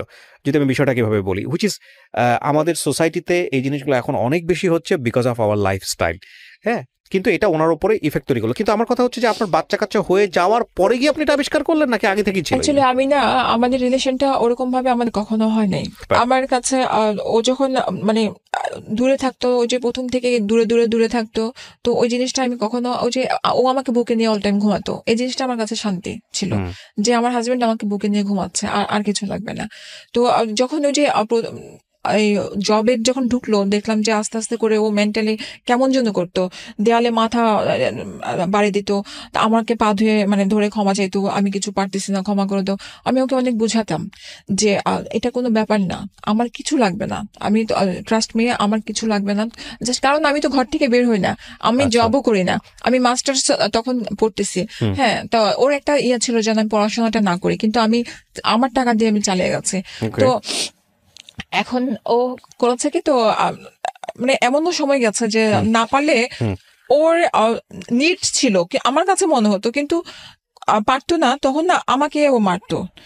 এমন হয়ে গেছে যে এরকম সুইচ থাকে আপনার লাইটের, ওইখানে আমার মাথা নিয়ে বাড়ি মারতো, এরকম আমি সেন্সলেস হয়ে গেছি, আমার বাচ্চারা চিৎকার করতেছে, তখন তো আমি উপরে, মানে আমার শ্বশুরের থাকতো 3 তলা, আমরা তখন 6 তলা থাকতাম, তখন ও নিজে মাথায় পানি দিত, চিৎকার করে কান্নাকাটি করতো, তারপর সেন্স যখন আসতো তখন আমাকে বুঝাতো, এরকম ভাবে লাইফ যেত। তারপর আমি আমার ফ্যামিলিকে কখনো না কমপ্লেন করি না। আপনি যে বিষয়টা আমাকে একটু আগে বলেছেন, এটা খুব ইম্পর্টেন্ট একটা বিষয়, যে কারণে আমি বিষয়টা নিয়ে একটু জানতে চাচ্ছি আপনার কাছ থেকে। একটা যেটা বলছি, ডক্টর বললো যে ওর মধ্যে অন্য ধরনের একটা পারভার্টনেস আছে, কিন্তু সেটা কি আপনি প্রমাণ পেয়েছেন হাতে কলমে কখনো? না, প্রমাণ আমি পাই নাই। এমন টাইমে ওই অ্যাক্সিডেন্টটা করে, সেটা হচ্ছে যে আপনার মেবি যে মিরপুরে একটা খেলার স্টেডিয়ামে খুব সুন্দর করে সাজিয়েছিল কোন একটা ফুটবল খেলার মনে হয়, তখন পুরা আমাকে, ও আবার এই জিনিসগুলো করতো, ওর কয়েকটা গুণ খুব ভালো ছিল, যে আমি যে কোনো টাইমে যদি বলতাম একটু ঘুরায় নিয়ে আসো না, ও আমাকে নিয়ে বাইকে করে ঘুরায় নিয়ে আসতো। তো আমাকে বলে চলো মিরপুরে স্টেডিয়াম সাজানো হচ্ছে, তোমাকে আমি নিয়ে আসি। হ্যাঁ, তো নিয়ে আসতে যে এই টিকাতুলিটা পার হতে যে বাইকটা থামায় রাস্তা পার হবো, পেছন থেকে প্রাইভেট কার, ওই লোকটার কানে হেডফোন ছিল, ওর পায়ের পাতার উপরে, ও তো স্ট্যান্ড করে পাতা রেখেছে, পাতার উপরে গাড়িটা উঠাই দেয় চাকাটা, ও যে ধাক্কা মারছে যে আমার পায়ের উপরে, সে তো হেডফোন। আমি পরে লাফ দিয়ে নেমে আমি যে লোকটাকে আমি বলি যে ভাইয়া আপনি ব্যাক করেন, তারপরে ও করে কি যে আমাকে বলে তুমি গাড়িতে উঠো। হ্যাঁ, আমি বলি কি না, আগে তুমি যাও হসপিটালে, বাইক রাখো এখানে, আগে হসপিটালে নেই। ও বলে আগে না, আগে তোমাকে সেভ করতে হবে, তুমি উঠো, কারণ অনেক রাত হয়ে গেছে, তো তখন প্রায় 12:30 1টা বাজে। তো তখন সাথে সাথে ও নিয়ে যায়, আমি তো ওকে সালাউদ্দিনে নিয়ে যাই, নেওয়ার পরে তারপরে ও কল দেই, ওর যে আমরা তো ওইখানে জয়েন্ট ফ্যামিলি, সবাই পাশাপাশি ছিলাম, ওর যে কাজিন গুলো আছে তাদেরকে কল দেয়, ও কল দেওয়ার পরে সবাই আসে, আসার পরে মানে বাইক নিয়ে যায়, ওকে আমি নিয়ে যাই, নেওয়ার পরে তো ওর পা প্লাস্টার করা উপরে নিয়ে, তারপরে আমার আম্মা আসার পরে আমার ওই যে আপনার 1 মাসের উপরে হবে প্লাস্টার করা ছিল, জবে ও যেতে পারে নাই, আম্মা খুব ওকে টেক কেয়ার করেছে। তো ওই টাইমটাতে করতো কি, নাহিদের জিনিসটা কিন্তু মাথা থেকে আমার পুরো চলে গেছিল। তো আমার সাথে পরিচয় করাই দিল, ওই যে ও আমাকে এসে বলতো যে ওকে ড্রপ করে দিয়েছে, তাহলে আমার ওইখানে সন্দেহ আর আসলো না, কারণ ও তো সবকিছু আমাকে ক্লিয়ার করতেছে। আর আমি কখনো না যে মেয়ে ঘটিত ব্যাপারগুলো নিয়ে আমি ওকে সন্দেহ করতাম না। তো এখন হচ্ছে কি যে ওর একটা ফ্রেন্ড ছিল, ফ্রেন্ড না মানে ওই অফিসে কাজ করতো, ওর জুনিয়র ছিল, নাম ফোন দিলে এর মোবাইল থেকে মানে ওকে ফোন দিয়ে কথা বলাতো, ভাইয়া আমার পয়েন্টটা বুঝতে পারছেন? আমি বুঝতে পারিনি। মানে কি যে ধরেন আমি ডিরেক্ট তো কল দিতে পারছি না, কল দিলে হয়তো বা ধরা খাবে বা কথা আমি সন্দেহ করব, এর জন্য আরেকটা ওই অফিসের আরেকটা কলিগকে দিয়ে ফোন দেওয়ায় কথা বলতো। হ্যাঁ, তো এরকম 1 মাসের মধ্যে প্রায় দিনে এরকম কথা বলতেছে। আমি পাশের রুম থেকে টুকটাক এরকম শুনতে পারতেছি। একদিন আমি ডিরেক্ট ধরে ফেলছি, ফোনটা নিয়ে আমি শুনতেছি একটু অন্য টাইপের কথা বলতেছে। বলার পরে এরপরে আপনি যখন ফোনটা নিলেন তখন কি দাঁড়াইলো বাসায়? বাসা ও তো পা প্লাস্টার। ও আমি যখন চিৎকার চেঁচামেচি করছে আমি বললাম যে এটা কি, আমার আম্মা বাসার মধ্যে। হ্যাঁ, এটা কি? আমার আম্মা বলতেছে যে ছেলেরা এরকম করে, আমাকে রুমের মধ্যে নিয়ে বলে ছেলেরা এরকম করে, তুমি কিছু বলো না প্লিজ, সংসারটা রাখো। এবং মেয়েরা অনেক কিছু সহ্য করতে হয় মেয়েদেরকে। আমি তারপরও চিৎকার করেছে, হ্যাঁ এইভাবে কেন? তারপরে সে আমার কাছে ক্ষমা চাইলো, মানে কসম টসম কাটলো, আমার মার কসম, এই বাচ্চার কসম কাটলো, মানে আমি এরকম করবো না। তো তুমি কি করবা না, তার মানেটা কি? তোমার সাথে কোনো রিলেশন? তো বলেন না। এরপর আমি করলাম কি, ও ঘুমাই গেল, যেহেতু ওর পা সমস্যা, ও মুভ করতে পারে না। ওর মোবাইল নিয়ে আমি চেক করে দেখলাম ওদের এমন অনেক পিক আছে যে বাইরে ওরা গেছে খেতে, তারপরে যে ভোরবেলা যে এগুলো হয়তো ধরার না, কিন্তু আমার ভিতরে লেগেছে যে একটা ভোরবেলা যে দুজনে খুব সুন্দর করে একটা ছবি তোলা, তারপরে দুজনে একই ম্যাচিং করে একটা ড্রেস পরে ছবি তোলা, এগুলা, তারপরে পুরা ওর মোবাইলের ছবিগুলো। তো এরপরে আমি ওকে জিজ্ঞেস করি যে কে নিয়ে কি, তারপরে ওর প্লাস্টারটা 1 মাসের মধ্যে খুলে ফেলে। খোলার পরে এরপর আমার ভাইয়া আসার পরে আমার ভাইয়াকে কমপ্লেন দেয় যে ভাইয়া ও তো আমার অফিসের একটা মেয়েকে নিয়ে সন্দেহ করতেছে। তো এখন আমার ভাইয়া বলে যে ধর শোনো, এগুলো অফিসের গুলো না কখনো বাসায় বুঝতে দিবা না, বাহিরে যা ইচ্ছা তাই করবা। কারণ আমার ভাইয়ার একটা অ্যাফেয়ার ছিল, হ্যাঁ সেটা আমি জানতাম। তো ওই অ্যাফেয়ারের পেছনে, ওইটা আমি পরে বলি। তো এখন আমি রান্নাঘর থেকে, আমার বাসাটা ছিল টপ ফ্লোরে, আমি এমন ভাবে বাসাটা নিয়েছিলাম যেন ছাদ থাকে, সন্ধ্যার পরে আমরা দুজনে দোলনা ছিল, আমরা ঘুরতে পারি, এরকম ভাবে ছিল। তো কথাগুলো শোনার পরে আমার ভাবি বাসা ছিল। আমি ভাইয়াকে বলি, ভাইয়াটা তুমি কেমন কথা বললাম যে এরকম ছেলেদের থাকেই। হ্যাঁ, তো আমি বললাম তোমার থাকে বলে আমার ভাবি তখন প্রোটেক্ট করে, বলছে তোমার আছে বলে কি তুমি তোমার বোনের হাজবেন্ডকে সাহস দিবা? ও মানে আপনার ভাবি কথা বলেছে? হ্যাঁ, ওকে, তোমার বোনের হাজবেন্ডকে সাহস দিবা? তো এমন সময় আমার ভাইয়া প্রচুর ড্রিঙ্কস করতো, তো সে ড্রিঙ্কস আনার পরে খেতে দেয়। হ্যাঁ, আমাকে দেয়, ওকে দেয়। তো আমি ওইটা করি না, বলে খাও, মাথা ঠান্ডা হবে। আপনি কি বাসায় ড্রিঙ্কস করতেন? না, আমার ভাইয়ের বাসার কথা এটা, ভাইয়া আসছিল বেড়াতে। ভাই কি ফার্স্ট টাইম আপনাকে অফার করলো নাকি এর আগে ড্রিঙ্কস করতেন? না, আমার ভাইয়া এর আগে বাসায় গেলে অফার করতো, যখন দেখা গেছে যে আমার মন খারাপ থাকতো আমাকে অফার করতো। কিন্তু আপনি ড্রিঙ্কস করতেন? তাহলে না, ড্রিঙ্কস করতাম না, কারণ কি আমার গোল্ড ব্লাডারে স্টোন আছে, আমার ওই জিনিসটা সহ্য হয় না। আমি অনেক কিছুই, আমার নর্মাল খাবারও আমার অনেক সময় সহ্য হয় না। তো ড্রিঙ্কস, আর আমার বাবা আবার এটার চরম বিরোধী ছিল। তো আমাকে যখন এরকম করতো, আমার হাজবেন্ড খেত, তো খাওয়ার পরে এই জিনিসটা আমি পছন্দ করতাম না। সেদিন ফার্স্ট অ্যাটেম্প নিয়েছিলাম 6 তলা ছাদ থেকে পড়ার জন্য, যে আমার ভাইয়া বাসার মধ্যে, যে তুমি এই জিনিসটা ধরবা না, কারণ আমি চাই না। হ্যাঁ, তো এরপর ভাইয়া থাকা অবস্থায় এর অনেক ঝগড়াঝাটি হওয়ার পরে ভাইয়া সকালবেলা চলে গেল। এরপরে তো এই ঝামেলা বাড়তেই থাকলো। বাড়ার পরে এক পর্যায়ে সে তার ফ্রেন্ডকে দিয়ে আমাকে কল দেওয়ানো আরম্ভ করলো। কোন ফ্রেন্ড? আমি জানি না।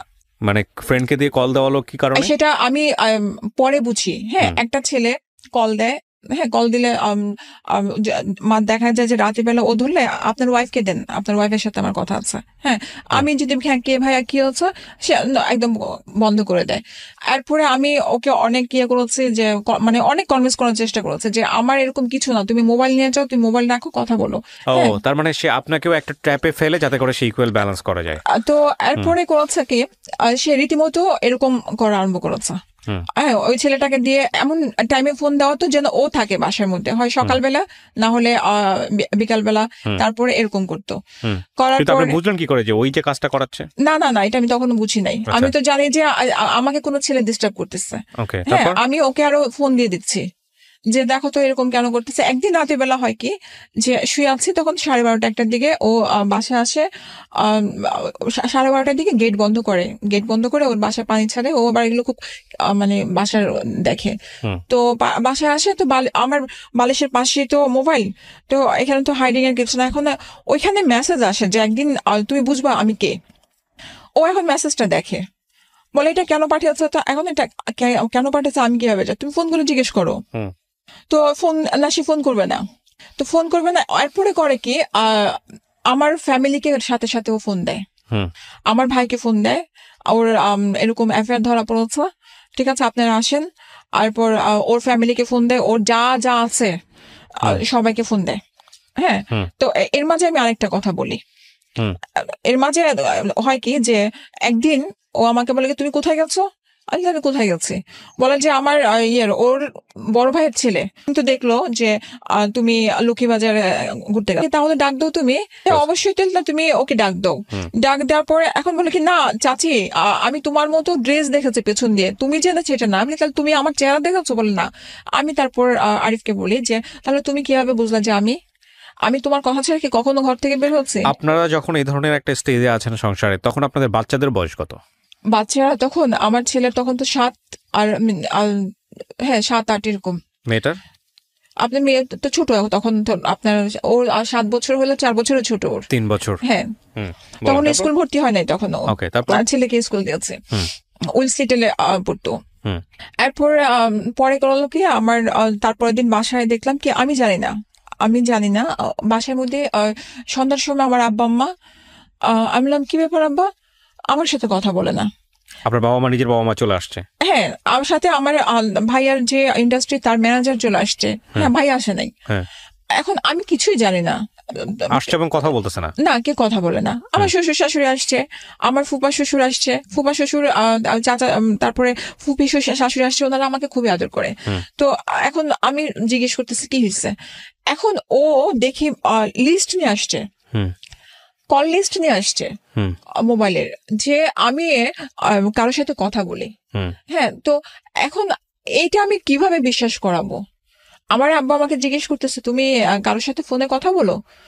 আমি যে ফোনে কথা বলি না, এরকম কেউ যদি কল দেয় এখন কল ধরি, কিন্তু আমি কারোর সাথে ওই ধরনের কোনো পরকীয়াতে সম্পর্কে নাই বাবা। হ্যাঁ, আমাকে বলে যে কোরআন শরীফ ছুঁয়ে বলো, বাচ্চার মাথা ছুঁয়ে বলো। যে হ্যাঁ অবশ্যই কোরআন শরীফ ছুঁয়ে বাচ্চার মাথা ছুঁয়ে বলছি। এখন তারপরও সে এটা না, সে স্বীকার করবে না, সে এটা না আমার সম্পর্কই। এখন আমি বলছি তাহলে তুমি ছেলেকে নিয়ে আসো, যেহেতু তুমি যেভাবে বের করেছো নিশ্চয়ই তুমি কোনো ওয়ে পেয়েছো, ওটা নিয়ে আসো, যার সাথে আমার রিলেশন তাকে নিয়ে আসো। হ্যাঁ, তো আর সেগুলো কিছু না। এখন তাহলে কি করতে হবে, আমি ওকে ডিভোর্স দিব। আপনাকে বলতেছে সবার ফ্যামিলির সামনে? হ্যাঁ, ফ্যামিলির সামনে ডিভোর্স দিব। ও দেখলাম কি ছাদের মধ্যে যে সেন্সলেস হয়ে পড়ে যাওয়ার, আমি জানি না ওভেনের নাকি পড়ে যাচ্ছে, যে আমি ওকে মানে চিৎকার করে করে ওকে উঠানোর চেষ্টা করছি। এরপরে ও নিজে সুইসাইড করবে, আমাকে দা দিয়ে কোপ দেওয়ার চেষ্টা করছে। আমার এমনকি ইভেন আমার খাটের মধ্যে মানে দায়ের কোপ এখন আছে। বাচ্চারা তখন কোথায়? বাচ্চারা আরেক রুমে, ওর দাদারা ওখানে, মানে ওরা চিৎকার করে কান্না করতেছে। হ্যাঁ, এরপরে আমি একদম চুপচাপ বসেছিলাম। আমার কাছে তখন আমি শুধু একটা কথাই বলছি যে আমি কোরআন শুনে এখানে আপনার 10 মিনিট, সেটা কিন্তু কেউ দেখছে না। ঝগড়ার মাঝে কিন্তু লিস্টটাই প্রমাণ। হ্যাঁ, এখানে ওর ফ্রেন্ডও একটা আছে, ওর একটা ফ্রেন্ড আছে। পরে বললো যে হ্যাঁ ডিভোর্স দিয়ে দাও। তারপরে ওর আমার যে ফুপা শ্বশুরি আর ফুপি, সে বললো কি যে এক কাজ করো, তোমরা হজ করে আসো, ওমরা করে আসো দুজনে মিলে, ওমরা করার পরে দুজনের একটা ভালো শান্তি হবে। এটা বলার পরে তো আমার আব্বা বললো ঠিক আছে, টাকা পয়সা যা লাগে আমি দিব। হ্যাঁ, তোমরা বাচ্চা সহ যাও, যে করে আসো। সম্পূর্ণ কিছুটা একদম নর্মাল হয়ে গেল। ও নর্মাল হয়ে গেল বাচ্চা সহ। আমার মনে আছে ওর সাথে আপনি যে মেয়েটার ধরেছিলেন ওইটাও ততদিনে বন্ধ হয়ে গেছে, মানে ওটা নিয়ে কথা নাই, ওটা নিয়ে কোনো কথাবার্তা নাই। যদি আপনাকে বিলিভ করি আমরা, যদি ওর টার্গেট এটাই থেকে থাকতো তাহলে সফল হলো। কিন্তু এটা কতটুকু সত্য কতটুকু মিথ্যা এটা উপরওয়ালা ভালো জানেন। আমরা ঘটনার আসলে কে সত্য কে মিথ্যা সেই ঘটনা আরো আছে, ওটা ঘটনা এখন পর্যন্ত আছে। এরপরে আর রাতেবেলা আমাদের খুব ভালো একটা সম্পর্ক, ওই ধরনের কোনো কিছু না। ওর বুকের উপরে আমার রাখলো, 2 বাচ্চাকে এক সাইডে, আমাকে এক সাইডে রাখলো, সুন্দর গেল। তারপরে আমি ওই সময়টাতে, আমি তো এর আগে বলেছি মাস্টার্স করছি যখন, তারপর আমি ওই পাশাপাশি একটা ছোট জব নিয়েছি। জবটা মানে 2 দিন হবে, হ্যাঁ, জবটা নিয়েছি ইকবাল রোডে। তো এখন ইকবাল রোডে যখন নিয়েছে, তো সকালবেলা ও আমাকে সবসময় হয় দিয়ে আসে নিয়ে অফিসের কাছে, আর না হলে ও বাসে উঠাই দেয়। তো সেদিন ও আমাকে বললো কি তুমি যাও, আমার আজকে ভালো লাগতেছে না, সারা রাত ঘুমাতে পারি নাই। আমি বাসে উঠে গেলাম, গুলিস্তান পার করার পর আমাকে ফোন দিয়েছে, বলে যে কোথায় আছো? আমি বলি যে গুলিস্তান আছি। বলে যে এক্ষুনি ওইখান থেকে বাস থেকে নামো, আমি দেখবো, আমি আসতেছি, তুমি ওই বাসে আছো কিনা। আমি বললাম ঠিক আছে। আমি নেমে গেছি, নেমে দাঁড়ায় আছি, আসার নাম নেই। আমাকে ফোন দিল, আবার ফোন দিয়ে বলে কি ঠিক আছে তুমি চলে যাও অফিসে, আমি পরে আসতেছি। অফিসে আসলো, অফিসে এসে অফিসে দারোয়ানকে এরকম ভাবে বিভিন্ন কথা জিজ্ঞেস করে এসে, ওইটা একটা কনসালটেন্সি ফার্ম ছিল, হ্যাঁ, ওর কাছে কত ক্লায়েন্ট যায়, কোনো ছেলের সাথে গল্প করে কিনা, মানে এরকম সারাদিন অফিসে নিজেই বসে থাকতো, কারণ মোহাম্মদপুর এলাকাটা তো ওর নিজের বলতে গেলে, ছোটবেলা থেকে ওইখানে। এরপরে পরে এরকম ভাবেই চলতে থাকলো। একদিন আমার জন্মদিন ছিল জুনের 30 তারিখ, আপনার 27 তারিখে, না সরি 28 তারিখে। আমাকে আমার যে এমডি ছিল, সে ছিল আপনার ঢাকার একজন হসপিটালের একজন নামকরা ইয়ে। তো সে ওনার এখানে জব করে আমার কাছে অফিসে ঢোকার পরে বলে যে চলো আমরা সাইকিয়াট্রিস্টের কাছে যে আমাদের মধ্যে এত প্রবলেম, তো একটা কাউকে দেখালে মনে হয় কিছুটা সলভ হবে।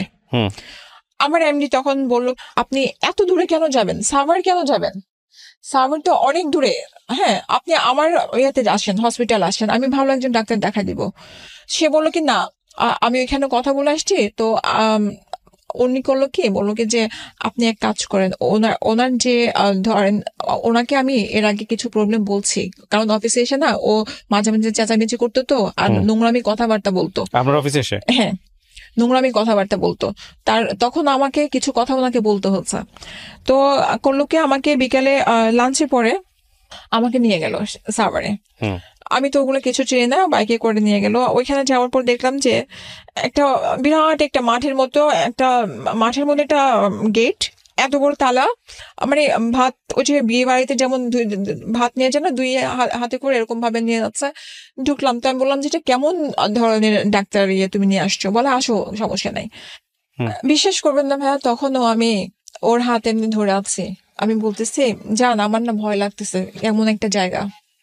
এরপরে আমাকে বলে কি জান এক কাজ করো, আমার হাতে কিছু গোল্ডের রিং টিং ছিল, বললো যে এগুলো খুলে দিয়ে দাও। হ্যাঁ, আমারও কেমন যেন ভালো লাগছে না, দেখলাম আশেপাশে খুব চিৎকার চেঁচামেচি করছে। তো এরপরে খুলে দিলাম, দেওয়ার পরে ওরা আমাকে ওইখান থেকে আরেকটা রুমে নিয়ে গেল, নিয়ে আমাকে একটা ডাক্তার আসলো আর আরেকটার সাথে সিস্টার আসলো।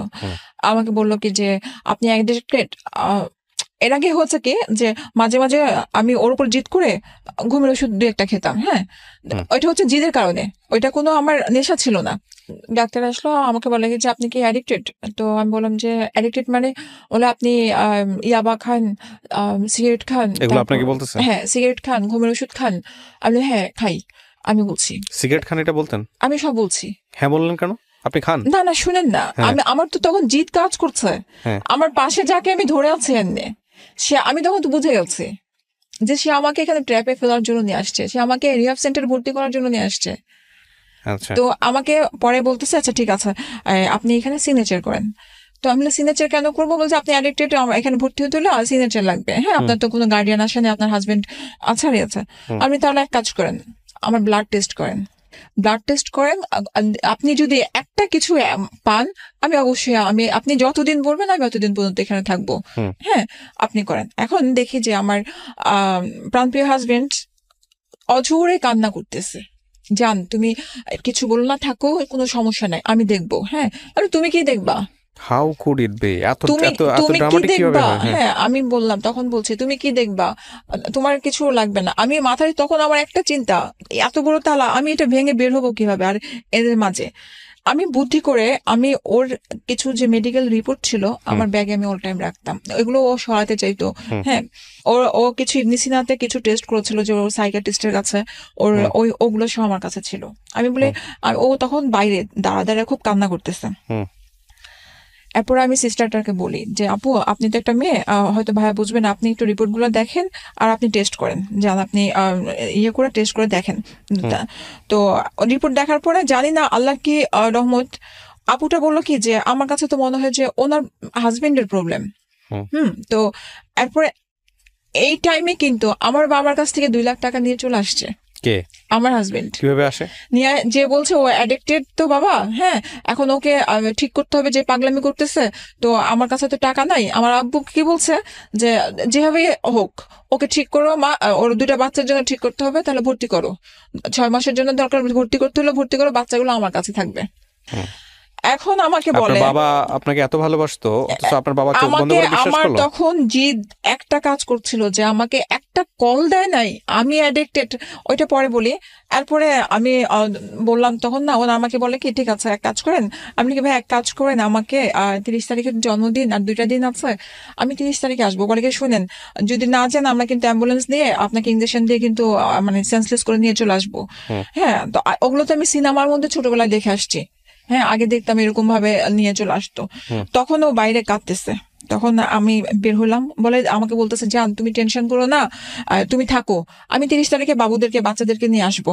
আমি না সমস্যা নাই ভাইয়া, ওরা রাজি হচ্ছে, আমি যাই, যাওয়ার পরে আমি 30 তারিখে চলে আসবো, তুমি টেনশন নিও না। হ্যাঁ, আমার কথা ছিল যে এনিহাও আমাকে বের হতে হবে এখান থেকে। হ্যাঁ, তালাটা খুললো, খোলার পরে তো আমি চুপচাপ ইয়ে করলাম, ও আমাকে আমার মোবাইলটা হাতে দিল, দেওয়ার পর অর্নামেন্টস গুলো দিল।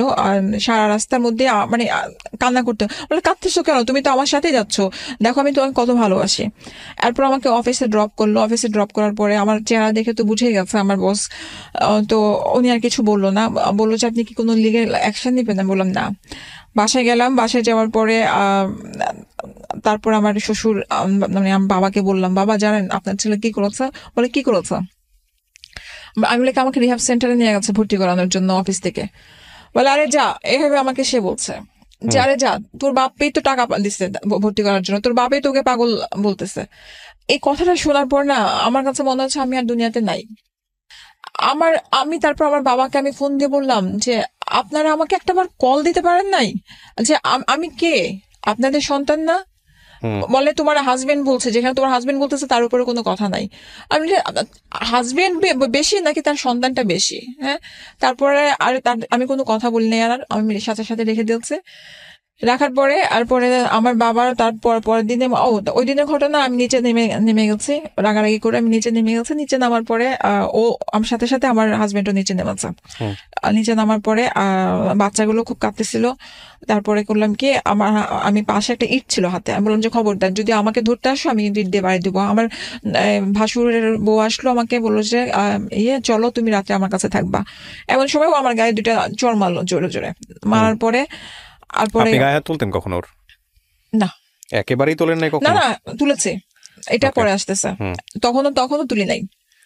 আমি ইট নিয়েছিলাম মারার জন্য, আমি বলছি আমাকে ধরতে আসলে আমি কিন্তু ইট মারবো। আমি ওকে প্রচন্ড ভালোবাসি, এখনো ভালোবাসি। এরপরে পরে আমার ফুপা শ্বশুরা নিয়ে যায় উপরে, নেওয়ার পর বুঝানোর পরে রাতের বেলা বাসার মধ্যে দেয়, বাচ্চাগুলোকে নিয়ে থাকি। এরপরে ডিসিশন হয় যে ডিভোর্স দিয়ে দিব। ঠিক আছে, তুমি ডিভোর্স চাচ্ছ, ডিভোর্স দিয়ে দিব, চলো। এরপরে যাই, ডিভোর্স নেয়। ডিভোর্স নিয়ে উপরে কত সালে এটা ডিভোর্সটা নেয়? ডিভোর্স 2009। ওকে। আর ডিভোর্স দেওয়ার পরে নিচে নেমে বলে কি আমি ভুল করেছি, আমি এখন তোমাকে বিয়ে করব। সাথে ওর খালাতো ভাই, হ্যাঁ, আমাকে বলে সিগনেচার করতে। ওইখানে যাওয়ার পরে ওদের রিলেটিভ যে জর্জ কোর্টে, এরপরে আমার পরে ওর বোনেরও ডিভোর্স হয় একসাথেই। তো এখন আমি বিয়ে করবো মানে তুমি আমাকে ডিভোর্স দাও নাই, তুমি তোমার ডিসিশন ছিল এটা। হ্যাঁ, আমার ফ্যামিলির কাছে খারাপ করছো তুমি। আপনারা দুই পক্ষই সাইন করেন ডিভোর্স পেপারে? ওকে। তারপরে এইটা শুধু না, আপনার ওই যে কাজী এনে কি বলছিল খোলা তালাক করায় না কি করায়। এরপর আমার মুখের উপরে 20,000 টাকার কাবিন নামা ছিল, 20,000 টাকা চেকটা ছুঁড়ে মারে। হ্যাঁ, আমি যে আমার এটা লাগবে না, রেখে দাও তোমার কাছে। তারপরে পরে কি করে নিচে নেমে তো হাত পা ধরে কান্নাকাটি, এখন বিয়ে করবে। আমি অসম্ভব। ওর খালাতো ভাই একজন ছিল, ও বলতেছে যে চলো তোমাদের আবার দরকার বিয়ে করে। না। আপনার সামনে কখনো ড্রাগ নিয়েছে? আপনার সামনাসামনি বসে কোনোদিন নেয় নাই? কোনোদিন নেয় নাই। আপনার ভাষ্যমতো কি নিত? আপনি ড্রাগ অ্যাডিক্টের যে বিষয়টা বলেছেন, ড্রাগ অ্যাডিক্ট বলতে কি শুধু সিগারেট খাইতো সে আপনার চোখের সামনে, আর আপনি অন্য কিছু জানতেন না? আমার চোখের সামনে সে সিগারেটও খেত না, বাইরে থেকে আসলে আমি এটার স্মেল পেতাম। ও আমার ভয় আমার বাসার কি নিত সে? ইয়ে হতো না, ও গাঁজা গাঁজা টানতো। এছাড়া কিছু টানতো না। তখন ওই টাইমটাতে শুধু সে গাঁজা খেত। তো এরপর তো ডিভোর্স হয়ে গেল। ডিভোর্সের পরে তো পাগলামি প্রতিদিনই কান্নাকাটি করে, অফিসে যায় কান্নাকাটি, এমন করতে করতে 18 মাস গেল। 18 মাসের মধ্যে প্রতিদিনই অবস্থা। আমার বাবা আমাকে জোর করে আবার অনেক কাহিনীর পরে কনভিন্স করে আবার বিয়ে দিল।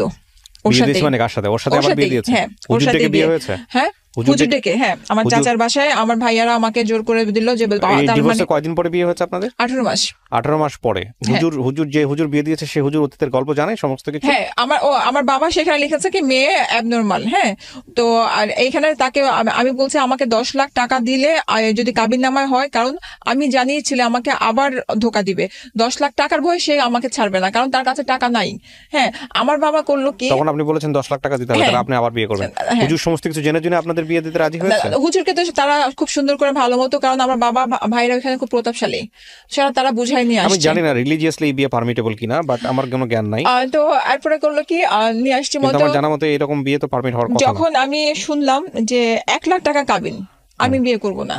হ্যাঁ, আমি বললাম না, এটা অসম্ভব, কারণ ও আমাকে 1 লাখ টাকা যেহেতু এখানে আর্গুমেন্ট হচ্ছে, তার মানে এখানে আবার একটা কিছু আছে আমার কাছে মনে হচ্ছে। হ্যাঁ, এরপরে করলো কি আমার বাবা বললো না, যেটা বলছি তুমি আমাকে আমার পা ধরে বললো যে আমি হজ করে আসছি। বাবা তখন পা ধরে বললো যে মা, তুমি আমি যেটা বলতেছি মানো, 2টা বাচ্চার দিকে তাকায়, বিধবার মতো হলেও ওই বাসায় থাকো। তোমার মনে করো তোমার হাজবেন্ড 4টা বিয়ে করেছে, তারপর তুমি 2 বাসায় থাকো। হ্যাঁ, এরপরে ওইখানে অনেক কিছু হওয়ার পরে ও বিয়ের পরেও আমাকে নিচ্ছে না। 6 মাস অলরেডি চলে গেছে। হ্যাঁ, আসেও না।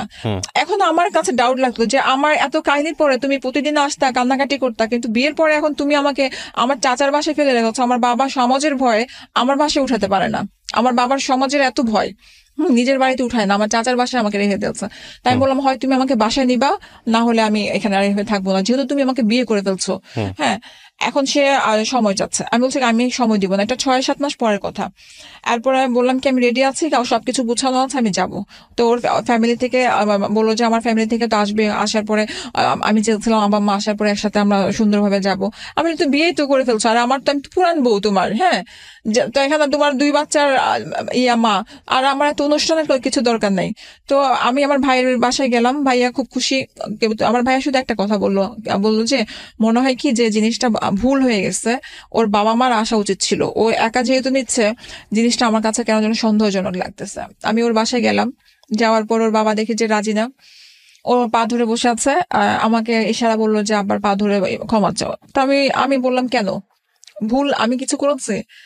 এরপর বললো যে না তুমি, তারপরও আমি ক্ষমা চাচ্ছি। মা আমার শাশুড়ি খুব জড়াই ধরলো। হ্যাঁ, বললো যে এতদিন ধরে তোমার অপেক্ষায় আমি ছিলাম, যে কবে তুমি আসবা, 2টা বাচ্চা তোমার উপরে দিব। হ্যাঁ, এর মধ্যে আমার বাচ্চাদের সাথে প্রায় সপ্তাহে 3-4 বার দেখা হতো, স্কুলে যেতাম, ওদের যা যা লাগতো এসে আমি দিয়ে দিতাম। তারপর উনি রাজি হলো না, আমরা উপরে গেলাম, যাওয়ার পরে ভালো কাটলো। প্রথম দিন তো খুবই সুখের দিন, যে বাচ্চাগুলোকে বুকে নিয়ে ঘুমানো, ও আমাকে বুকে নিয়ে শান্তির একটা ঘুম দেওয়া। হ্যাঁ, এটা গেল ভালো কথা। এরপরে 3 দিনের মধ্যে আমার শাশুড়ি হঠাৎ করে অসুস্থ, ও ইস্তেমায় গেল। ও তখন তাবলিগ ধরলো, ইস্তেমায় গেল। ইস্তেমায় যাওয়ার পর আমাকে ফোন দিয়ে বললো যে যান মোনাজাত হবে, আখেরি মোনাজাত ধরো। তো আমি বললাম যে আচ্ছা ঠিক আছে। ও আবার মানে যে শোল মাছ খাওয়া পছন্দ করে, এটা রান্না করলাম, আসবে। মোনাজাত ধরলাম, এমন সময় শুনে যে আমার শাশুড়ি মারা গেছে। ওনার রাতের বেলা নাকি সমস্যা হচ্ছিল, উনি তো অনেক মানে অসুখ ছিল ওনার। এরপরে তো কান্নাকাটি, ওনাকে আমি গোসল টোসল দেওয়ালাম ওনার। তারপরে আমার হাজবেন্ড আসলো, আসার পরে ওকে খুব নর্মাল দেখলাম, মানে একটা মার জন্য যেটু কান্নাকাটির ওরকম না। আসার পরে সে ওই ইস্তেমার গল্প, কিভাবে কি খাবার দিয়েছে এগুলো গল্প।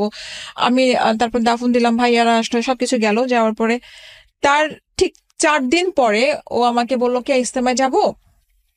আমি কাপড় চোপড় গুছাই দিলাম। তো এখন সবসময় ইস্তেমায় যাওয়ার সময় একটা বালিশ নেয়, ও বালিশ দিল না, একটা ব্যাগের মধ্যে করে গেল, খুব পাঞ্জাবি নিয়ে গেল।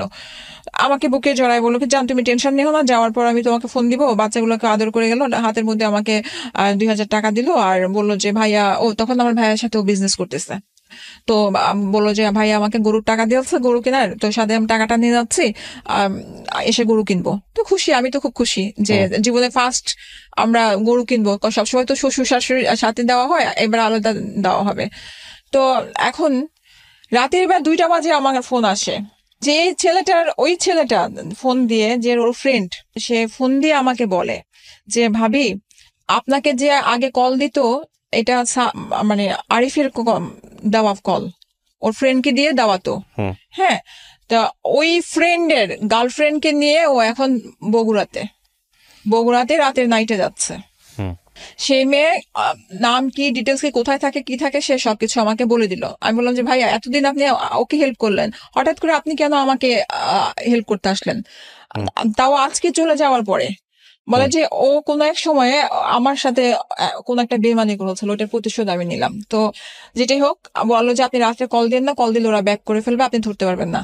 হ্যাঁ, সবসময় তো কালার করেছে আপনার ফ্যামিলির সামনে, তো এবার আপনি দেখেন। সকালবেলা আমাকে ফোন দিল, যান বয়ান শেষ হলো, খুব সুন্দর জায়গা, আমি একটু ঘুমাবো, হ্যাঁ ফোনটা বন্ধ থাকবে, তুমি টেনশন নিও না। আমি ঠিক আছে, আমি খুব নর্মাল। আমি সাথে 6টার দিকে আমি গেটটা খুললাম, গেট খুলে আমি বাসায় আমার বাসায় গেলাম ড্যামরাতে। ভাইয়াকে বললাম যে এরকম, ভাইয়া বিশ্বাস করলোই না। ভাইয়া বলে যে না, এটা অসম্ভব কথা, হ্যাঁ আমি বিশ্বাস করি না। আমি ঠিক আছে তুমি ফোন দাও। ফোন দিল, বলে কি ভাইয়া আমি বসিলাতে একটা মসজিদ আছি।